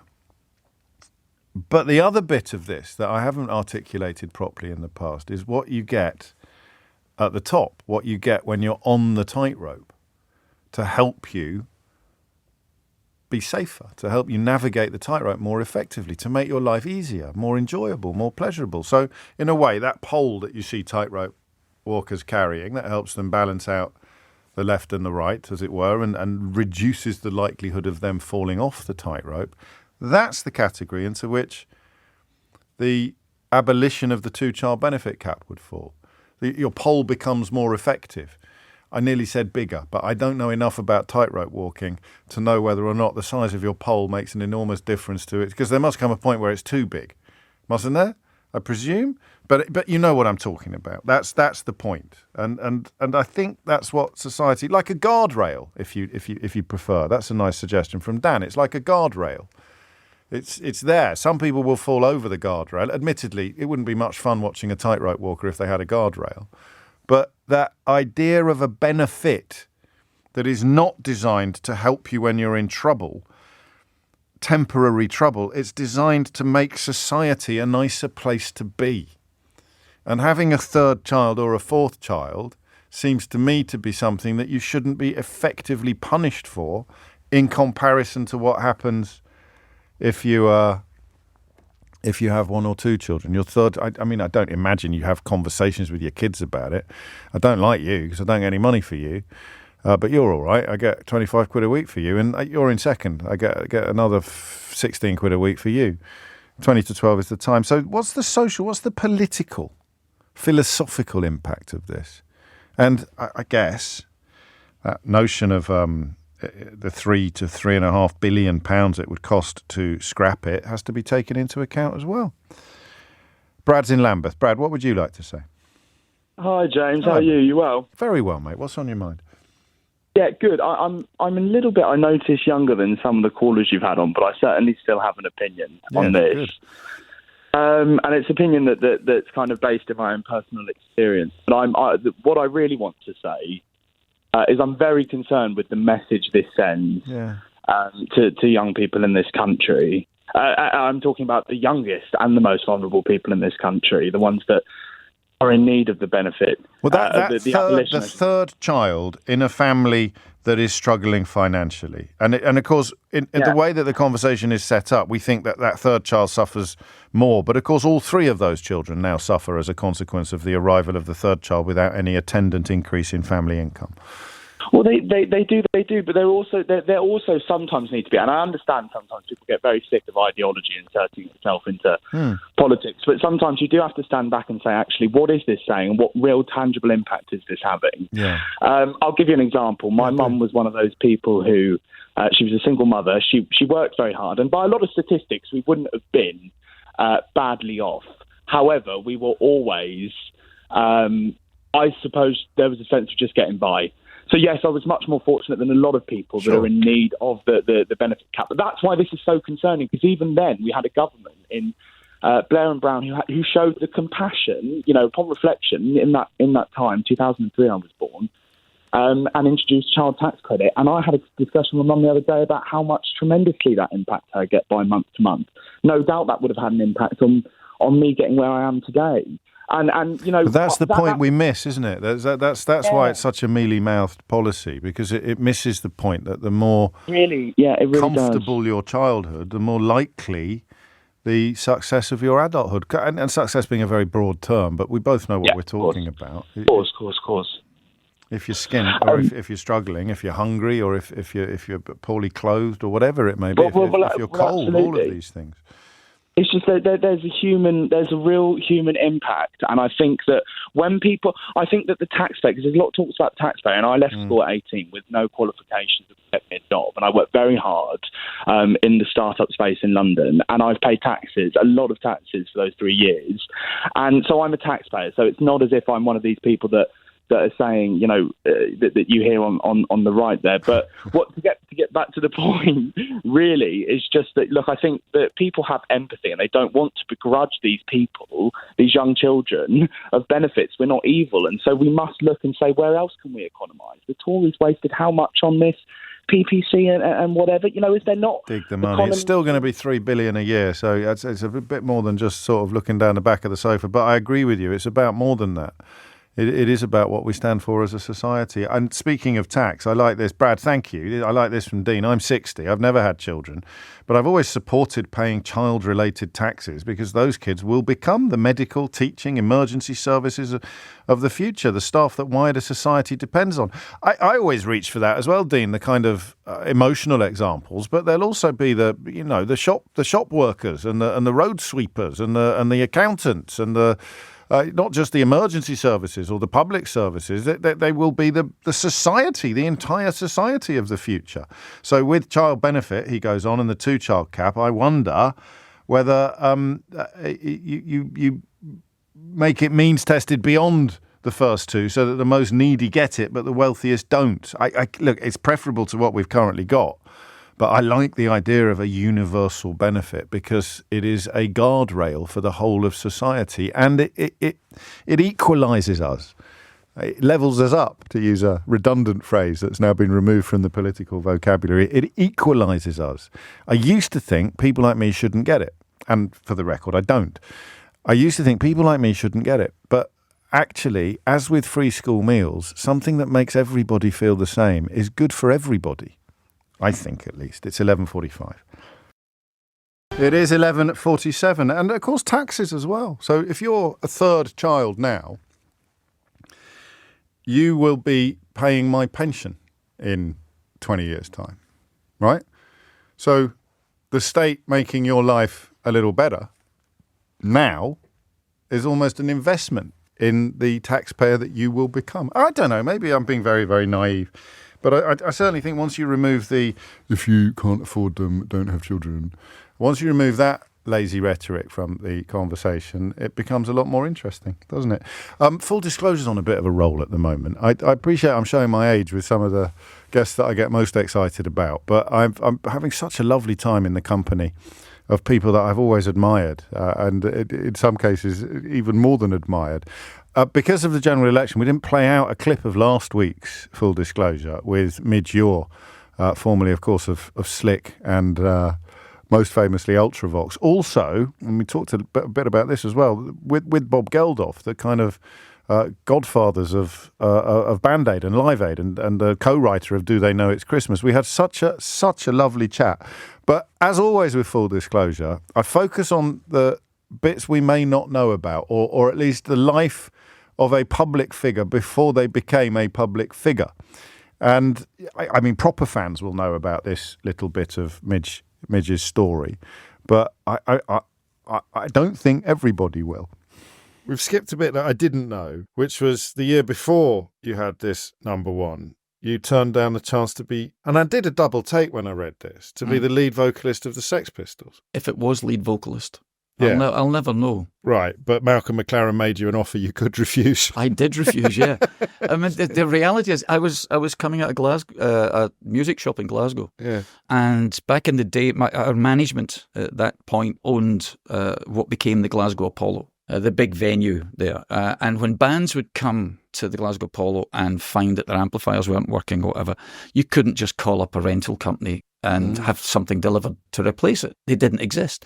So they used to send people round to McCormack's, the Glasgow guitar shop, and say, Midge will be there. He's always there. You know, he's always trading and buying guitars and doing whatever. And I thought this English guy stopping me coming out the shop was about this. He said, an amplifier? Looking to borrow a guitar or something, you know. And the guy who stopped me turned out to be Bernie Rhodes, who went on to manage The Clash. And his friend round the corner, sitting in his beat-up old Cortina or whatever, was Malcolm McLaren, who was a very odd sight to behold in Glasgow in 1975 or whatever. And he proceeded to tell me about his shop in Vivian Westwood, and he used to look after New York Dolls or something for a while, and said he was putting a band together. And after half an hour telling me this stuff, he said, "And do you want to join?" But he hadn't asked me what I did. He didn't even ask if I was a musician. They stopped me because of kind of James Dean quiff, and didn't look like everybody else in Glasgow at the time. So I turned down the Pistols, and why they were there was, funnily enough, and I told Steve Jones, the guitarist of the Pistols, this a couple of years ago on his radio show. Why they were in Glasgow was that they'd driven from London and stopped at every major city to try and sell some slightly hot equipment from their boot. And they'd made it to Glasgow and they still had some bits. So I turned down the Pistols, but I bought an amplifier. That sound was what I believe is called fanboying. I love that guy. I love his music, and it lived up to expectations. You can catch that full interview wherever on the Global Player, when the Full Disclosure Archive. It's got an incredible list now. Someone printed out the list of everyone we've done the other day. It's extraordinary. It's turning into who's who. And this week's guest is an absolute hoot as well. I won't tell you who it is yet, but I will before I go home.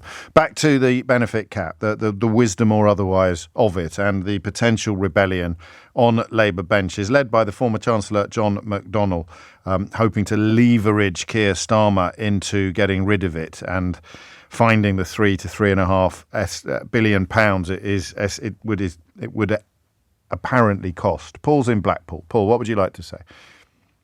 Yeah, James, nice to speak to you. Likewise. Just we're talking about the means testing. I have one child, and I'm unable to claim any benefits for that one child due to the fact that you lose 10% for every £1,000 you earn over a certain amount of money. Right. I think the means testing that should be per household rather than just the highest earner, because I go slightly over the 100%. But my wife's nowhere close. But there's people who work for me in the same industry that I work in who've both got jobs that are just shy of the losing 10%. Them in a greater amount of money per year than what myself and my wife. And it was means tested by.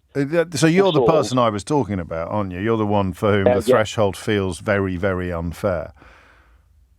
It does, because I could earn £60,000, my wife could earn £10,000, and I could be and claim nothing, and another couple could be earning £49,990. So they only look at one income. It's not joint household income. No, it's just the highest earner. Well, that's what I was trying to talk about when I had my Joe Biden moment. So the original threshold is 50 grand, and that's where the percentages kick in up to 60 grand. So you could both be earning you could both be earning £49,000 a year and get the full amount for both children. Yeah. And yet, if a bloke over the road is earning £51,000 or £61,000 like you get absolutely nothing. So you could have neighbours with a joint income of almost double what your household income is, and they would get the benefit, and you wouldn't. And there is people, like I say, who work in the same department as me, who earning £30,000 more than what myself and my partner earn. Yeah. They claim there's full 100% of for one or two children. I have one, and I don't struggle. I don't need.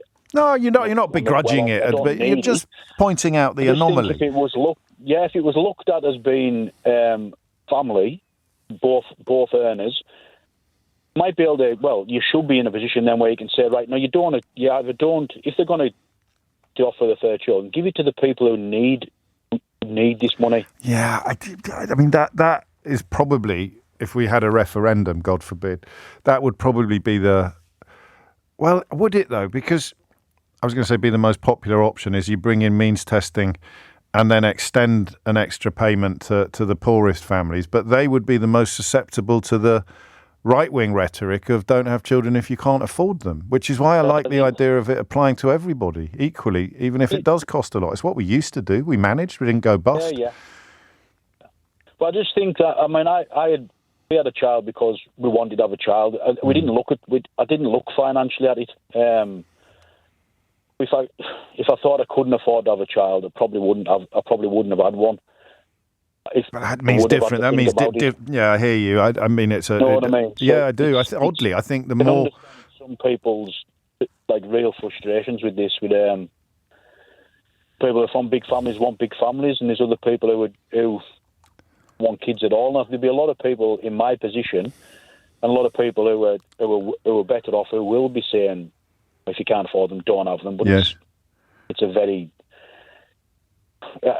but also it creates, as what we're talking about it as a societal issue rather than an economic one, and you know, the person with 4 children, those children are worth the same as the family with the child of a one-child family like yours. In terms of their potential contribution to society, they should probably be treated the same. I haven't seen this quote before from an American pastor, but I think I've come close to saying something very similar myself in the past. Paul, thank you, mate. You're precisely the person I needed to talk to just to clarify anomaly I was trying to describe when I had my Joe Biden moment. Probably shouldn't turn that into a figure of speech, should we? Joe Biden moment. It's not helpful to anybody. But listen to this.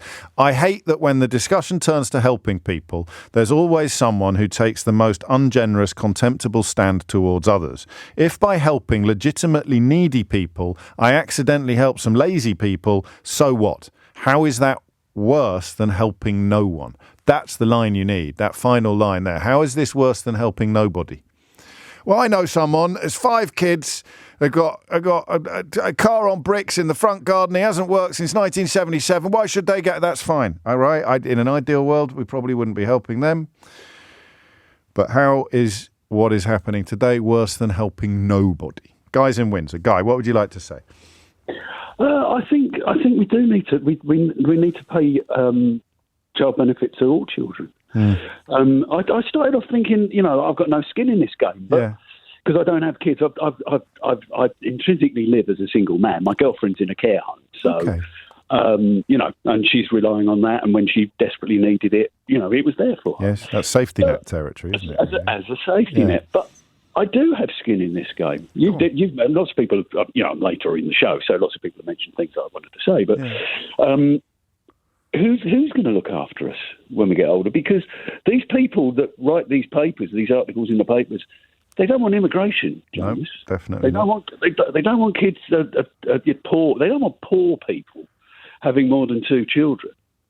They don't want to pay nurses enough so that they don't go to Australia, Canada, New Zealand, you know, wherever. And we do need people to pay for me in my dotage. We all have a stake in this. I think if you need every family to be having just over 2 children as a sort of average. I wonder whether that's where the 2.4 children figure of speech comes from. It's very difficult to have 0.4 of a child. It certainly is, and we certainly won't be doing any jokes at this point. But that keeps a society ticking over, as it were. And so it's odd that we've put a limit below the optimum level that keeps society ticking over, that keeps society stable. Yeah, the last Labour government sort of did something. I can't remember what it was, but it was. They got an investment that they could then spend when they got to a certain age, 18 or whatever. That's right, yeah, they did, didn't they?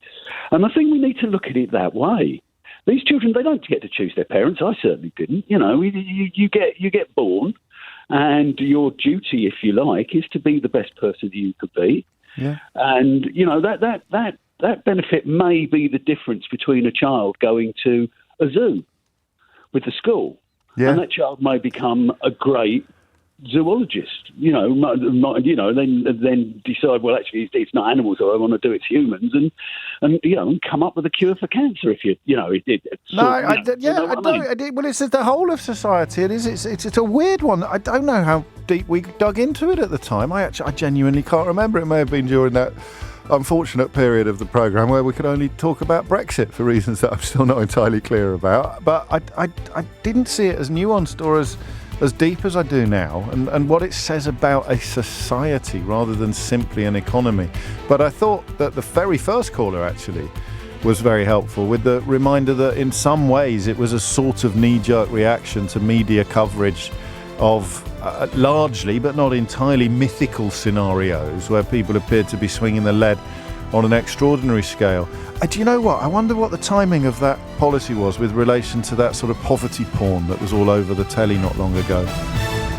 4 minutes after 12 is the time. I am not medically qualified. I hope that doesn't come as a major shock to anybody who's followed my advice or heeded my words over the last few years. I certainly don't have the diagnostic framework necessary to conclude whether or not you are a narcissist or whether or not anybody else is a narcissist. But I do know what I think narcissism is. And today, 2 stories have appeared. 3 stories have appeared, 2 of which come from the same seed, 2 of which are born of the same research, published in the Psychological Bulletin this week, and looking at narcissism and age. But the Daily Mail today carries an interview with, or an article by, a woman who wrote a book called How to Go No Contact with Your Narcissistic Mother. And it poses the question in big headline type, is your mother a narcissist? Here are the 10 signs to look for. And then the broader research, which the BBC has broken down today, claims or argues, and the Times has this on its front page, that narcissistic people do actually get more empathetic, generous and agreeable with age, which I think is good news for everybody. There are 3 types of narcissist, apparently, based on behaviour traits. I'm going to tell you what they are, and I'm going to suggest a politician for each one of these, but not until we get to the end. I'll say 3 politicians who, in my opinion, fit these descriptions of what a narcissist is, and then you decide which one is which. All right? So the 3 politicians are Suella Braverman, Nigel Farage, and Boris Johnson. Suella Braverman, Nigel Farage, and Boris Johnson. I, in my opinion, think that what I know of them fits the descriptions that the researchers were looking for in the context of 3 types of narcissist. The first is called an agentic narcissist. These narcissists feel grand or superior to others and crave admiration. Oh, I don't know, actually. I think I may have chosen the wrong examples. Do you think I've chosen the wrong examples? Well, we'll find out. So an agentic narcissist feels grand or superior to others and craves admiration. Antagonistic narcissists see others as rivals and are exploitative and lack empathy. That's easy, right? Everyone knows who that one is. Everyone knows who I think that one is. An antagonistic narcissist sees others as rivals and they're exploitative and they lack empathy. And finally, the neurotic narcissist. The neurotic narcissist who is shame-prone, insecure and overly sensitive to criticism. Shame-prone, insecure and overly sensitive to criticism. So I've got Johnson, Braverman and Farage written down in front of me, and I as I read them out, I wondered whether I'd actually got that right. As I've finished reading them out, I think I have. But you tell me which way you think it is. Which one of those breaks down most effectively for you? Because the question I want to ask is quite a serious one, particularly when we look at the story of mothers, having a narcissistic mother. I'll run you through the 10 questions that you should ask yourself, because they'll apply to other relationships as well. The question I'm going to ask at 7 minutes after 12 is, what's it like to have a narcissist in your life? 0345 6060 973. And how do you define it in a way that is born of your experiences with loved ones or colleagues or friends? So this is the one that they do for mums. Does she celebrate your successes? So immediately I can tell you with 100% certainty that my mum is whatever the opposite of a narcissist is. If my mum celebrated my successes any more enthusiastically, we'd have to buy a bigger boat. That pride in the achievements of your children, most of us consider to be one of the most fundamental hallmarks of parenthood. But we were chatting about this in the office earlier, and of course, it isn't. Some people don't have that simple joy of seeing their parents take enormous pride in their achievements. So does your mum celebrate your successes? Is she supportive in tough times? Because if she's a narcissist, she's got so little empathy that she doesn't have a clue what you need. One woman told the author of this book that she sobbed down the phone to her mother after she had a miscarriage, and instead of providing a sympathetic ear, her mother said, "You've got to stop crying. It's tough for me. I've lost my grandchild and you're making me even sadder." Any bells tinkling yet in the context of your personal relationships? Do you feel confused after being with your mum? Does your mum have favourites? Does she respect your personal space? Here's a good one. Did she behave? How did she behave at your wedding? If there's one thing narcissists can't resist, it's the chance to upstage their daughters. Well, now I can categorically state with 200% certainty that neither my mother nor my mother-in-law are narcissists, which is not exactly a surprise, but I suppose a form of relief. Does she blame you if things go wrong? That's a tough one, actually, because I think I've got a tiny little bit of that, or I certainly did before therapy. Part of my survival personality, born in boarding school, would be to sort of try and kid myself that things weren't bad, and if they were bad, it wasn't my fault. So I think, sometimes if you stub your toe, I'm probably being a little bit hard on myself here in the context of narcissism, because the author writes, narcissists expect to be recognised as brilliant, even if they don't have the achievements to prove it. Gosh. So if I stub my toe, I look around for someone to blame for the thing on the floor that I've just stubbed my toe on. I don't think that's quite what the author is talking about. Does she build you up, then tear you down? Does she hijack your children? And finally, is she a fan of the faux-pology? That's a portmanteau word, and indeed a neologism. The faux-pology, which is what they say may sound like an apology, but they're not actually taking any responsibility for her behaviour. How many times have I said to you there's no but in sorry? So here's an example. I'm sorry you're upset. Or I'm sorry you think I wasn't a good mother. Or I'm sorry you can't take a joke. That's a great one. That's very passive-aggressive. I'm sorry you can't take a joke.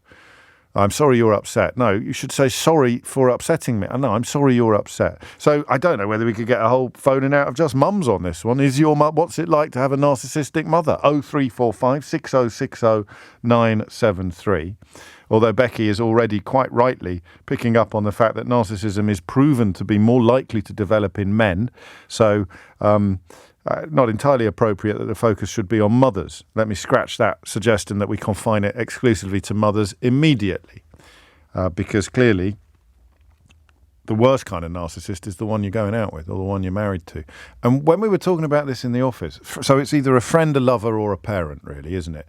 Some of us will probably have thoughts of narcissistic colleagues in our minds.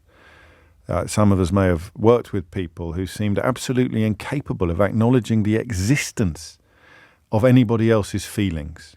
Have you ever had that? Have you ever had a sort of conversation with somebody and you can just watch them almost physically glaze over as they wait for the opportunity to start talking about themselves again? It's strange, isn't it, that people could be so blithely unaware of that. If you love stories, I wonder whether you can be a narcissist. You love other people's stories. Every story is somebody else's story. If you're fascinated by why things work and how you feel, how we feel about things, fascinated about why people do the things that they do, arguably you can't be a narcissist. So the worst type of people, really, to go into politics would be narcissists. And I think, with absolutely no diagnostic skills whatsoever, I do think that the recent political landscape has been so awful because there have been so many narcissists. I really do. 12 minutes after 12 is the time. So what is it like to have a narcissist in your life?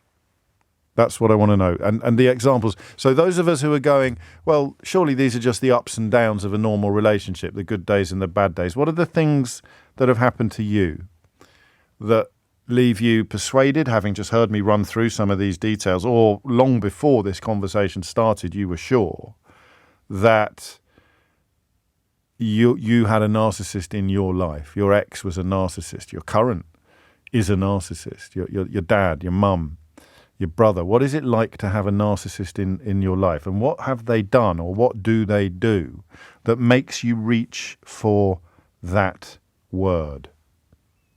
Yeah? To reach for the word narcissist. What was the behaviour, either in terms of patterns or in terms of individual instances. 0345 6060 973 is the number that you need. David said, I learned as a child to never apologise because that's how my parents and sister behaved. It caused problems for me in school, and it wasn't until my early adulthood I realised what an awful trait it was, and it took a lot of work to learn how to take responsibility and empathise with others, which is not the kind of contribution I was expecting, but it was the one that caught my eye first because it does two things. It speaks to the research that shows people get more empathetic, generous and agreeable with age, and it also speaks to the possibility of being able to both recognise narcissistic traits in yourself and fix them. So we'll introduce that into the conversation as well. So, two questions now. What is it like to have a narcissist in your life? Or what is it like to have narcissism in your life? 0345 6060 973 is the number you need. It's 12:15. 16 minutes after 12 is the time.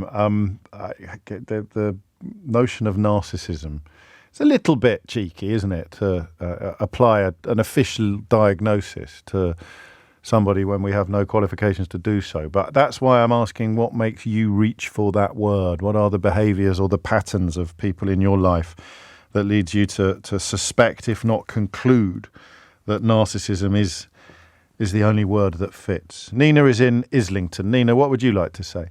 Hi. I have a very narcissistic dad. My mum, unfortunately, isn't around anymore, but I think she had some traits of narcissism that you just read out. But for my dad, it's unbelievable, the selfishness. So, for example, he still doesn't know what any of his children exactly do. I'm a writer and editor. It's not that hard to know what it is it? You're not Chandler Bing, then. You don't have a job like Chandler Bing, so nobody knows what he does. Exactly. And one of my brothers is a computer programmer. Again, it's not that hard. So, but still, my dad never celebrates our successes, and he's also a massive hypochondriac. But the reason why I've really called in today is there are two things that listeners might want to look in who also have narcissistic parents. Number one is that if your parents are narcissistic, it very likely creates the reverse reaction in you, which is sometimes diagnosed as depression. So, for example, if your parents never celebrate your successes, that might mean that you yourself think you're a permanent failure. So you go into a completely sort of, if you will, reverse narcissism, where everything you do is awful. Gosh. And the other thing that I've discussed with a psychologist, because, obviously, when you have parents like this, you don't get away unscathed. No, for sure. But the other thing is there is something called adult-child syndrome. So if your parents are always useless because they're always looking after themselves, they never celebrate your successes, they're never supportive, you kind of, as a child, basically have to take over the role of an adult sometimes. Now, that isn't healthy. So this is something, again, that I think children of narcissistic parents might want to read up on. I'm not sure if there's actually therapy for it, but sometimes it just helps to understand why you are acting the way you do. Because you've had an unnatural or an inauthentic emotional development. Your emotional development has been defined by things that shouldn't have happened to you. So, whether it's abuse of a more obvious and explicit kind, or whether it is this reversal of roles, so the person who should be nurturing you and bigging you up and preparing you for the outside world has actually done the opposite. So you've then had to do work on yourself, which makes you inauthentic. It makes you your inauthentic self. That's a big thing in therapy, I think. Yeah, I think it is a big thing. And I think as you can probably hear from my accent, I'm German, but I've been in the UK for more than 25 years, and I know from experience that GPs intuitively go first of all for depression as an analysis for you, or as a diagnosis rather. Yes. But there might be other things as well that I think might be useful for kids of narcissistic parents to look into. This is so interesting. Final question. If you're with your dad, does he just talk about himself endlessly, or does he and not ask about anything you've done, or is that too simplistic? What else is there to talk about? He can't find anything else interesting except his own his own wonderfulness. Ridiculous. I've just remembered it. Thank you, Nina. That's a perfect start. I've just remembered someone I know telling me that they were meeting their dad for lunch, and almost laughing about the fact that he would talk from the beginning to the end about himself and not ask any questions about what she'd been up to. and that's someone famous. That's all I'm saying. Rob's in Durham. Rob, what would you like to say? Hi, James. To be honest, I've just switched over to LBC just on my lunch break, and hearing you kind of start about the narcissistic parents and just kind of listing everything, it's just I've just sat and laughed because my mum ticks every single box. Oh, mate. It's crazy, man. It's literally, it's just blown me away, to be honest. But did you know, is that a word you would have used before? Well, I think my wife's kind of hinted that she's a bit selfish at times and stuff like that. But it's your poor wife must have to really walk on eggshells on this one. It's one of those things. I'm just like, it's like a light bulb moment. It's really absolute. Yeah. It's crazy. Every single thing you mentioned. Good Lord. What happened at the wedding? That's one of them. That's the most. I mean, you mentioned you had a wife. That's the only reason why I asked. Yeah. So one of the things that kind of sticks out to me was I'd gone out to see my. Well, it was kind of the time for the speeches. Yeah. My best man was outside, so I went and grabbed him and said, "Come in, we're sitting down for meals and we're gonna have speeches and stuff." And it was okay. And as I was walking back in, the kind of master of ceremonies came to me, and my mum beeline straight in front, stood in front of them, in front of everybody, and just went, "Have you seen what's just happened?" And I just looked past her, and I think the waiter had dropped the drink next to my dad, and someone splashed on his leg or something. A complete accident. Yeah. But it was just a massive thing of like, what are you going to do about this? I'm like, it's not my... It's really not my priority at the moment. Yeah, Rob. Exactly. And that was one of the things, but it was like when she arrived, it was where can she go and get ready at the venue? Why is the room's not very nice? The room's dark. I could list a million things, honestly. So I'm trying to put it into the categorization. So it's impossible for her to conceive that this is not about her. Yeah, I would say so. Yeah. Wow. Yeah. It must have been tricky over the years, but I suppose you kind of learn to accommodate it, don't you? You learn to. It's one of those things that I sort of call. I was telling you, researcher. I'll call her kind of every other day and just kind of see how she is. And it is literally just a time for me to just kind of shut up and just listen to. Because she's a hypochondriac. That's a recurring theme. That's a recurring theme. And she'll just list things. What are you going to say when you speak to your wife later today? I'm going to show her the recording on catch up. Take it easy. Cheers, Rob. Thank you. This is Ashley, female Ashley. That wedding one really takes me back, James. Nearly 5 years ago exactly, I married the love of my life. I was 30 weeks pregnant with my second child. It was a high-risk pregnancy. 2 weeks before the wedding, my mum decided she was unhappy with the seating plan, and if I didn't change it, she wouldn't be attending. I physically couldn't change it, so she decided she wouldn't be attending my wedding. She then changed her mind because I didn't start begging. She spent the whole day alternating between sulking in the corner and telling everyone how much she had spent. I realised at my wedding that there had never been a single event in my life that she had not upstaged. Even the birth of my son and his neonatal intensive care stay was upstaged by her experience. We're very low contact now so that she doesn't pass on the emotional damage to my children. I parent by doing the opposite of what my parents did. Having a narcissist parent is absolutely exhausting. And some nice words about Robert Buckland, the Tory politician who we were a little unnice about earlier in the show. He deserved that, and he deserves this as well from Scott, who's in Rothwell. He said, the best explanation for narcissism in politics came from Robert Buckland last week after losing his seat. He spoke about the plague of people in politics who want to be someone rather than do something, seeking position and profile rather than actually being there to do the job. Andrew's in Leicester. Andrew, what made you pick up the phone? It just you touched on some points there, and I think I can echo many of the sentiments that other callers have rang in with. Yeah. I actually had to work with my father for since '97 up until 2 or 3 years ago, where he effectively sacked me as the managing director, would go around calling himself the chairman. It was a very complicated story, but I've been told by many people I should probably write a book about some of the stories. Absolutely wild. I've got a couple of colleagues who are listening are probably chuckling to themselves at some of the events that happened. But effectively, I didn't really attribute the word narcissism to him until the end. And a lot of it's about control, and that control slips through their hands, and they get vicious. Not physically, but the vitriol, the anger is incredible, and you're made to believe that it's all your fault. You are devil incarnate, and you are the problem in all these situations. And I just want to reach out to everyone and say, you are not the problem. These people are the problem, and quite frankly, I went through a lot of soul searching. I've been to see a therapist about this to go through to see why I'm the normal one in the relationship. I'm not the one with a problem. But it took work for you to realise that. It took a lot of work for me to realise that, and I was always being told, you need to go and see an anger therapist, and I'm like, I'm not an angry person, but your dad kept telling you that you were.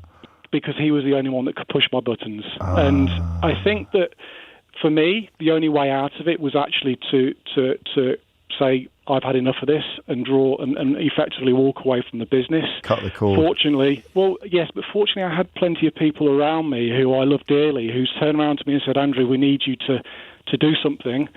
And I had to buy the company off him for a large amount of money. In fact, through his games of 10 times we reviewed the deal that we did, he ended up costing himself about £60,000 through his games, but he's telling everyone that he won the battle. Getting the better of you. So he was someone who needed to feel superior to others. And he would always exact punishment. Or everyone had to... What about when you were little? How would it manifest itself when you were little? I mean... Were you ever the centre of attention when you were a little boy in his world? No, absolutely not. It's very much about my father, and I think during my childhood he was working a lot. My mother raised me, and my mother is an absolute wonderful human being, and I'm fortunate I get most of my empathy from her. And even now I'm like, how on earth did you end up with this man? What does she say? She's just a good person. She said, I just did what I had to do, and she doesn't speak bad of him. And it wasn't until they're not together anymore. Are they still together? Oh God, no. I thought that was a bit of a given. But this is the time. So I'll tell you a very quick story. Yeah, go on. When they split up, my father had a good job, well paying. My mother was a bank nurse, raised 2 children on her own. And through control, and it's always about control, he limited the maintenance that he had to pay to my mother. Right. She went to court to ask for another £20 a month, and this is in the 90s, mid-90s. He fought her against that, and he basically said to the judge, unless I get a receipt for every single penny of that £20, I'm not going to give it to her. Right. At the end of the judgment... Showing what she'd spent it on. Exactly. Yeah. And at the end of it, my father's barrister walked up to my mother and her barrister and said, I don't know what's wrong with that man. I've got loads of stories like that. Well, I can tell, but that's a zinger. It's so good to hear your voice and the fact that you've ended up in such a better place, and so nice of you. And evidence of the empathy that you described to preface almost everything you said with a sort of words of encouragement to other people who could make the changes or go on the journey that you have been on. It is the parents more than the partners. It's partly the way that I set the conversation up, but when we were having the conversation in the office earlier, it was what is it like to go out with a narcissist or have a narcissist as a best friend? But goodness me, I can tell you this is really a Pandora's box. I'm not going to be able to speak to a fraction of the number of people ringing in or trying to get in touch. You are listening to James O'Brien on LBC. We will catch up with Natasha Clark after this because she has just got back from Washington, D.C. With her, she accompanied Keir Starmer on his visit to the White House. But first, Amelia Cox has your headlines. It is 12:33. There's an example in the back of my mind somewhere that I can't quite... It was to do with a death. And someone arrived. I've had quite a few deaths in my life lately, so I can't remember precisely what it was. But somebody arrived with the widow and couldn't stop talking about their own pain. How sad they were. And I was with the widow and I mean, happily, we just sort of caught each other's eye. Going back a few years, I remember who it was. And it was I didn't know this person very well, but it was almost incomprehensible. Well, it was incomprehensible until you understand what narcissism is. So it was at the wake, and someone is literally talking about how much they miss him, and how sad they are, and how heartbroken, but not in the normal way, but in a way that didn't acknowledge the widow's feelings at all. Oh, you must be really sad. I'm so sorry for you. It's a bit like going up to someone at a funeral, going up to the widow or the widow at a funeral and saying, oh, I'm so sorry for me. That's what it is. There it is. That's narcissism. Oh, God, I'm good. That's narcissism as well. That, oh, God, I'm good bit. So you go up to the widow or the widower at the funeral, and instead of saying, I'm so sorry for you, which is what we would do, right? That would be the normal, natural, I'm so sorry for you. You go up to the widow at a funeral and you say, I'm so sorry for me. I'm so sorry for me. And that's why the weddings would be relevant as well, because you would struggle, wouldn't you, to even understand what the, what's the word I'm looking for? What the motivation is for that kind of behaviour. 12:35 is the time. A bit of a change. Natasha Clark has just landed. She's still on the tarmac, back from Washington, D.C., whither she accompanied Sir Keir Starmer. And I suppose I have to begin by asking you whether it is fair that the huge bulk of the coverage of yesterday's events focuses upon Joe Biden's latest gaffe, Natasha. Good afternoon, James. I think it is fair. I don't think I've ever really seen anything like it covering a NATO summit, or indeed on any of these international summits. That was some press conference that he gave. You know, they are all meant to give these sort of slightly run-of-the-mill end of the conference, nice little summing up speech saying, thanks so much for coming. We've done loads of good stuff on defence, loads of good stuff for Ukraine. That was obviously the theme of what President Biden should have been focused on, and obviously everybody should have been focused on at this summit. But for him to start in the final but one press conference that the US was leading on, it was meant to be the final Ukraine session, Joe Biden introducing President Zelensky on stage, and then to turn to him and saying, and now I'm turning to President Putin. It was just mind-blowing to watch, and it was such a moment that we weren't in the room that happened in, but in a room next door waiting for Keir Starmer to come and do his closing remarks. And like it went round the room like a ripple. People just stopping, looking at their phones. We all gathered round and huddled round to look at the exact moment and the footage and the video and Zelensky's reaction. Like once it clocked, once the penny sort of hit for him, he obviously, I think, was upset from the look on his face. He tried to sort of have a little smile and sort of shrug it off and say, I'm better than him. Yeah. And Biden sort of said, yeah, of course you are. But you know what? I don't think there's a greater insult for someone like President Zelensky than to be compared to Vladimir Putin. a greater pitfall in the current context for Joe Biden to have fallen into. Should we have a listen to it? I think we probably should. And now I want to hand it over to the president of Ukraine, who has as much courage as he has determination. Ladies and gentlemen, President Putin. President Putin. He's going to beat President Putin. President Zelensky. I'm so focused on beating Putin, we got to worry about it. Anyway, Mr. President. I'm better. You are a hell of a lot better. Well played, Volodymyr. So, in conclusion, Natasha, these things now, if they were happening in isolation, could be glossed over or excused, but it assumes epic proportions because they are happening in the context of that press conference and other gaffes as well. Exactly. And to be honest with you, James, this discussion around Joe Biden's future was already overshadowing this conference before any of these gaffes were made. Aides within Biden's team, according to US reports, openly for the first time having discussions about what happens if Biden has to step down, what are the conditions that might look like, how they might persuade him and his team that now the time is up. So that was already happening before even these gaffes. Joe Biden really needed to just to get through this summit unscathed. He had one job, which was just to not mess anything up, not make any boo-boos. And then within the next few minutes after that Zelensky gaffe, he then went on to give his own press conference, to conclude the summit. And he then made yet another gaffe when he confused Donald Trump with his own Vice President Kamala Harris. He said Vice President Donald Trump. And everybody in that room, again, looking around each other, completely baffled, going, is this guy okay? And, we saw him up close in the Oval Office, James, when Keir Starmer went in to do that BiLAP talk with him. That's exciting. And he is. It was so exciting. But equally, it just made me feel quite sorry for him. Like, he's a really very old man. And, we don't know if there is anything wrong with him. He revealed in the press conference that he has done 3 exams, cognitive or neurological exams, on the advice of his physicians. He didn't sort of say what those revealed. He said he'll do many more tests if that is the case, if people ask him to do so. But it just felt very much like a man that obviously has the grip of the detail. He's all over things like Ukraine. He's very read across his briefs.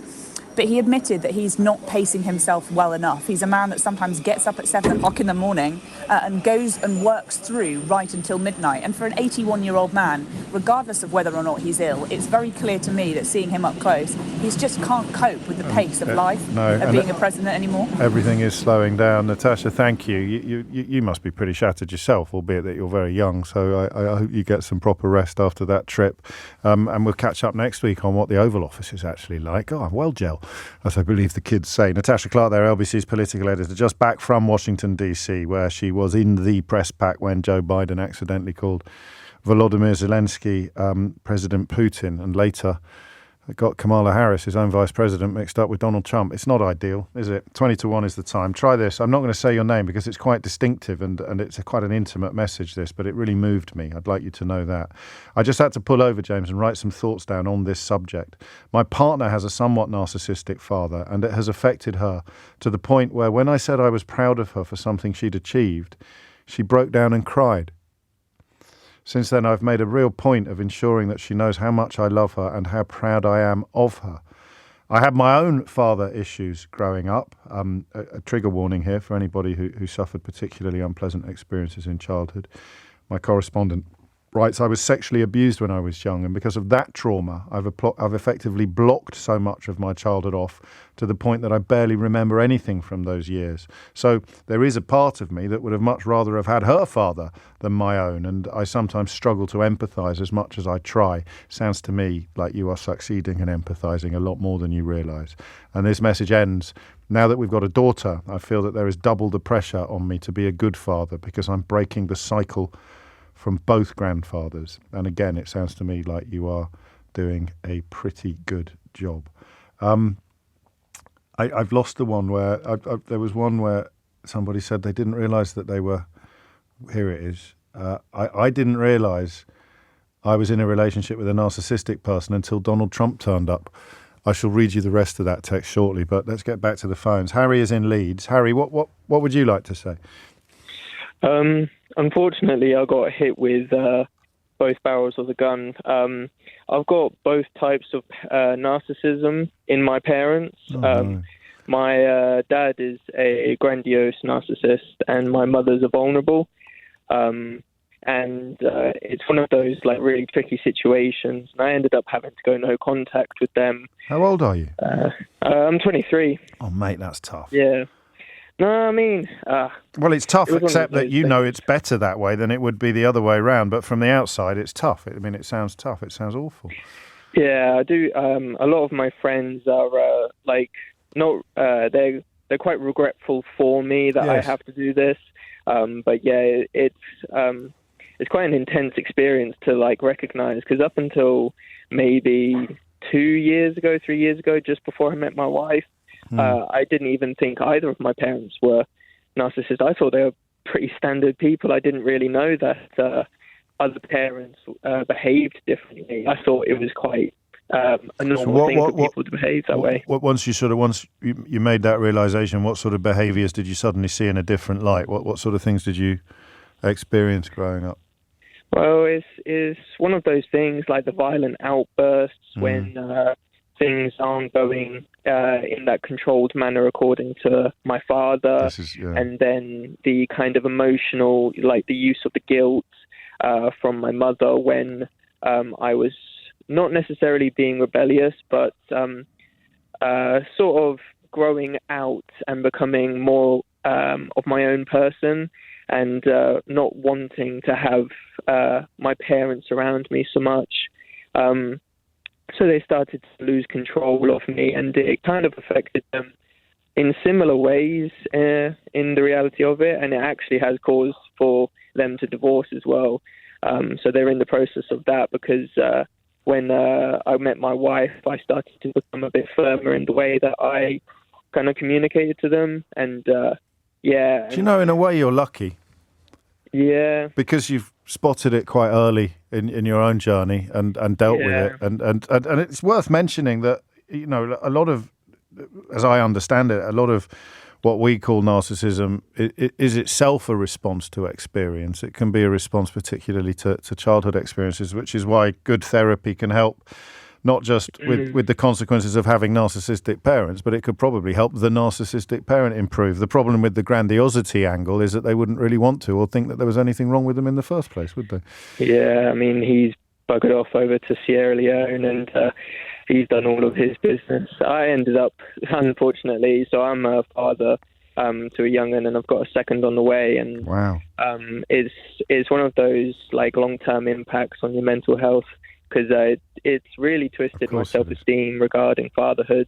Well, and, you've got a cycle to break, haven't you? You heard that last message that I read out just before you came on. You've got some cycles to break, and you've got proper love in your life now. It sounds with your wife. So, good luck, mate. But no one's underestimating the scale of the challenges ahead, even without the background that you've described. And there it is. There's so much here that is. Some of it can be quite funny, and then someone like Harry can remind you just how deep and horrible it can be. Gerard, that's a nice message. I'll read it. This is a brilliant programme, James. It's so reassuring to know that one is not alone.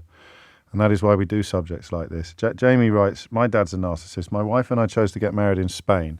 And my dad said he won't come unless we get married in the UK. He said he doesn't like Spain and won't be coming, but he goes on numerous holidays abroad every year, and it was simply not a valid excuse. He didn't even wish me congratulations, which really hurt me.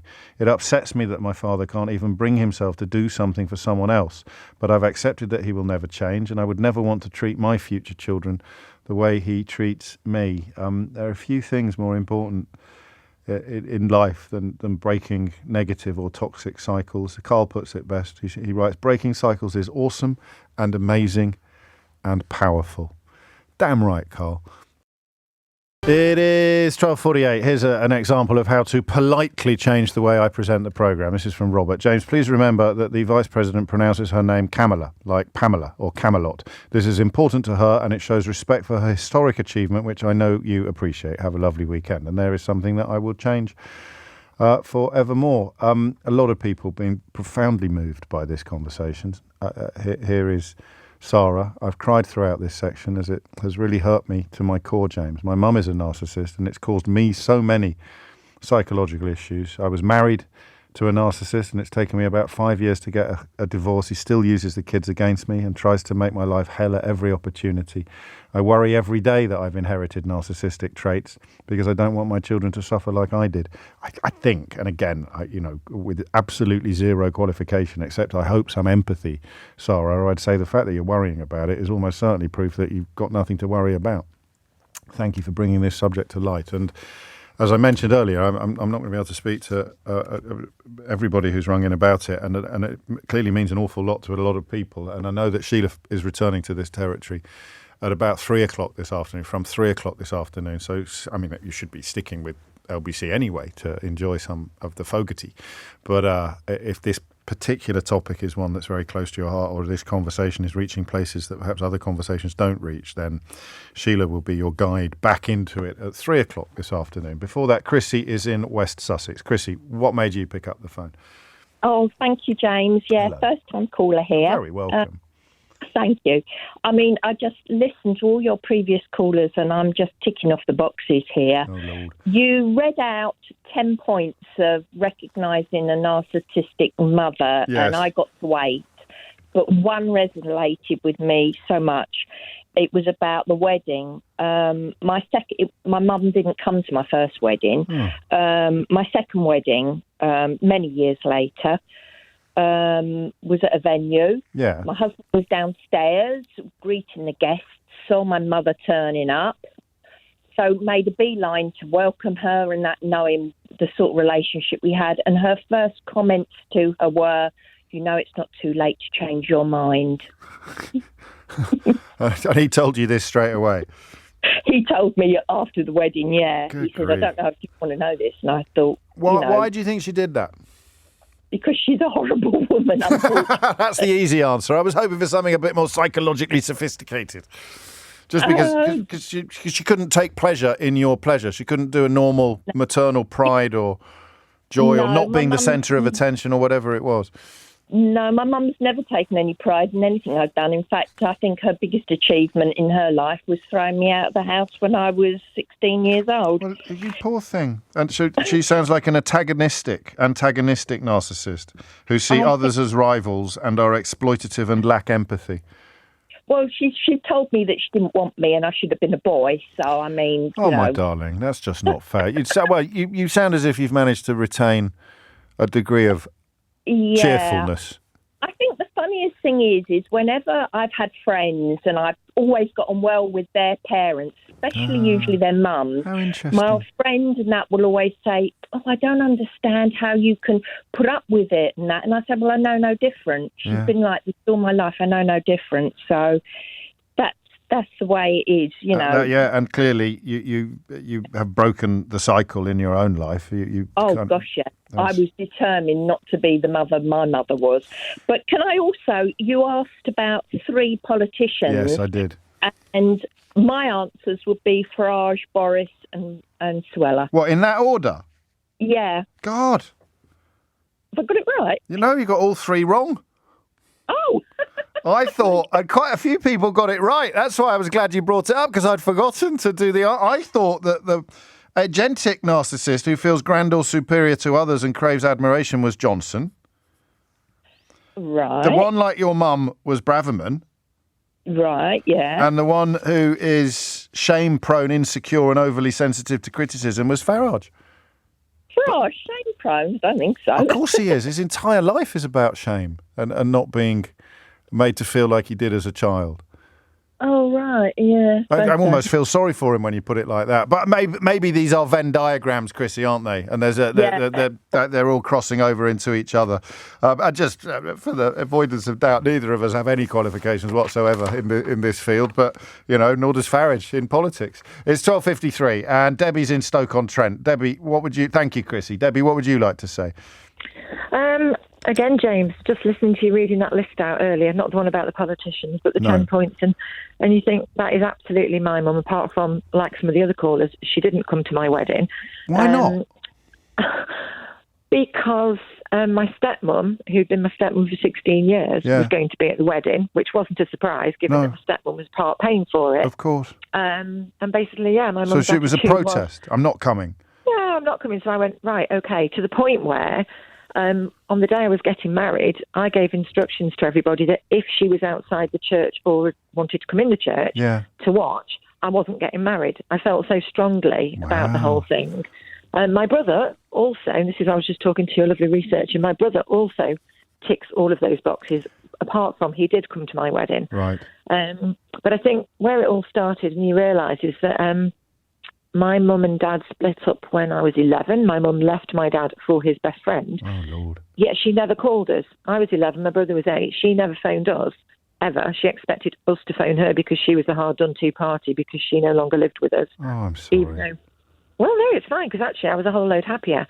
And I think this seems to be a recurring theme. I remember going into school a few days later and the teacher was saying, a beautiful teacher, and she said, so sorry, we're all very empathetic. And I was like, no, I'm really happy. And I actually wrote in my diary, great news, mum left dad today. It's really good. What I was more annoyed about was she actually took the radio with her, so I couldn't listen to that's to the radio when I got That's school. outrageous. That's abusive behaviour. And I think the sad thing is that as you then get older, you feel like you're the one that's got something wrong with you. Yeah. And I realised it when I started saying, probably in my late teens, early 20s, and genuinely meaning, if there was a building on fire, it would be my friends I get out first, not most of my family. My grandparents take out of that equation, but of course, certainly not my family, because I don't feel close to them. They make you feel like a failure because you can go out for a family meal and realise that nobody has asked you a question. They're not remotely interested in you. Not remotely interested in you. That's coming a lot in the texts. Yeah, makes you feel like you're a failure. And my brother's all about the money. Yeah. I do quite an unusual job. And yet in 5 years, he's asked me twice how it's going.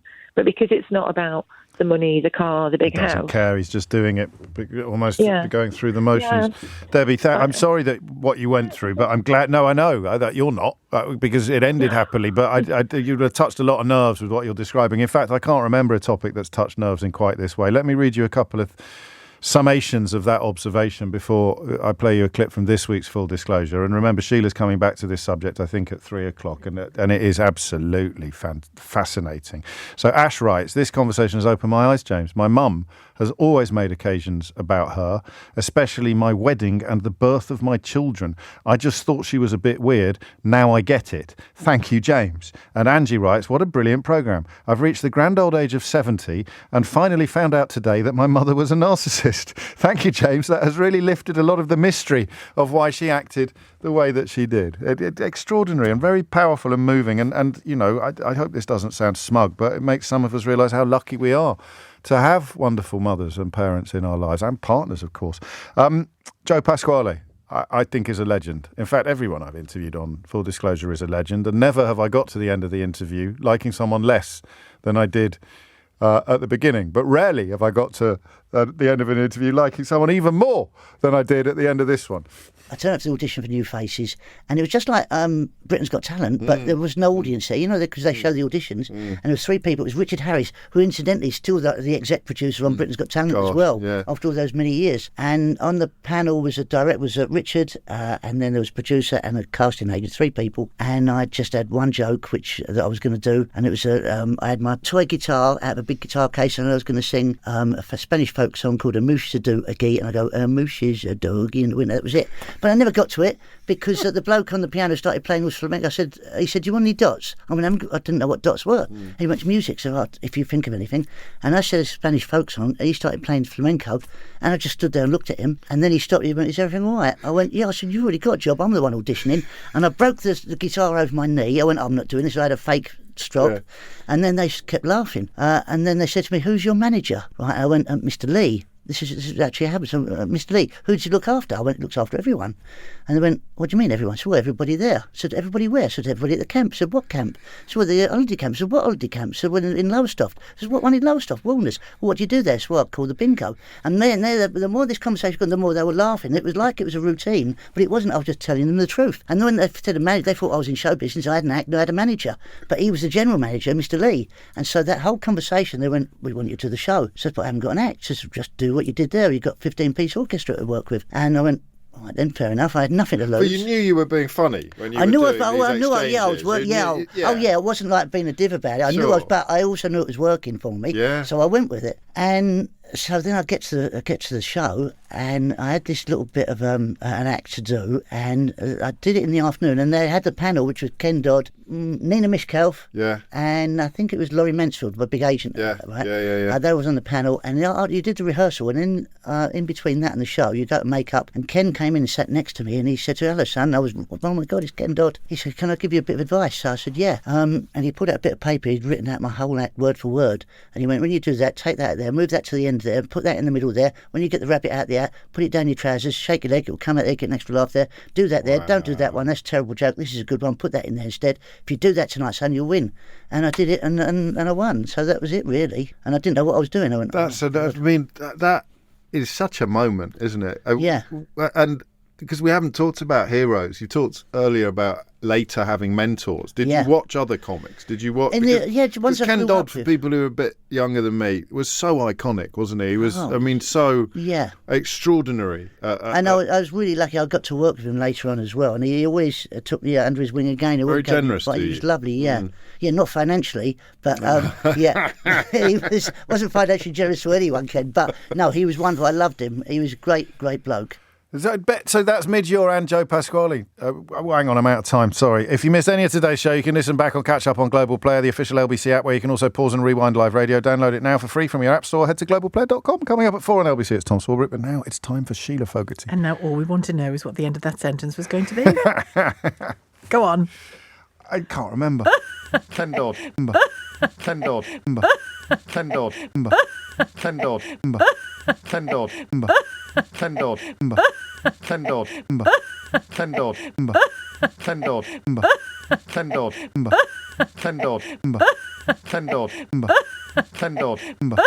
Ken Dodd. Ken Dodd.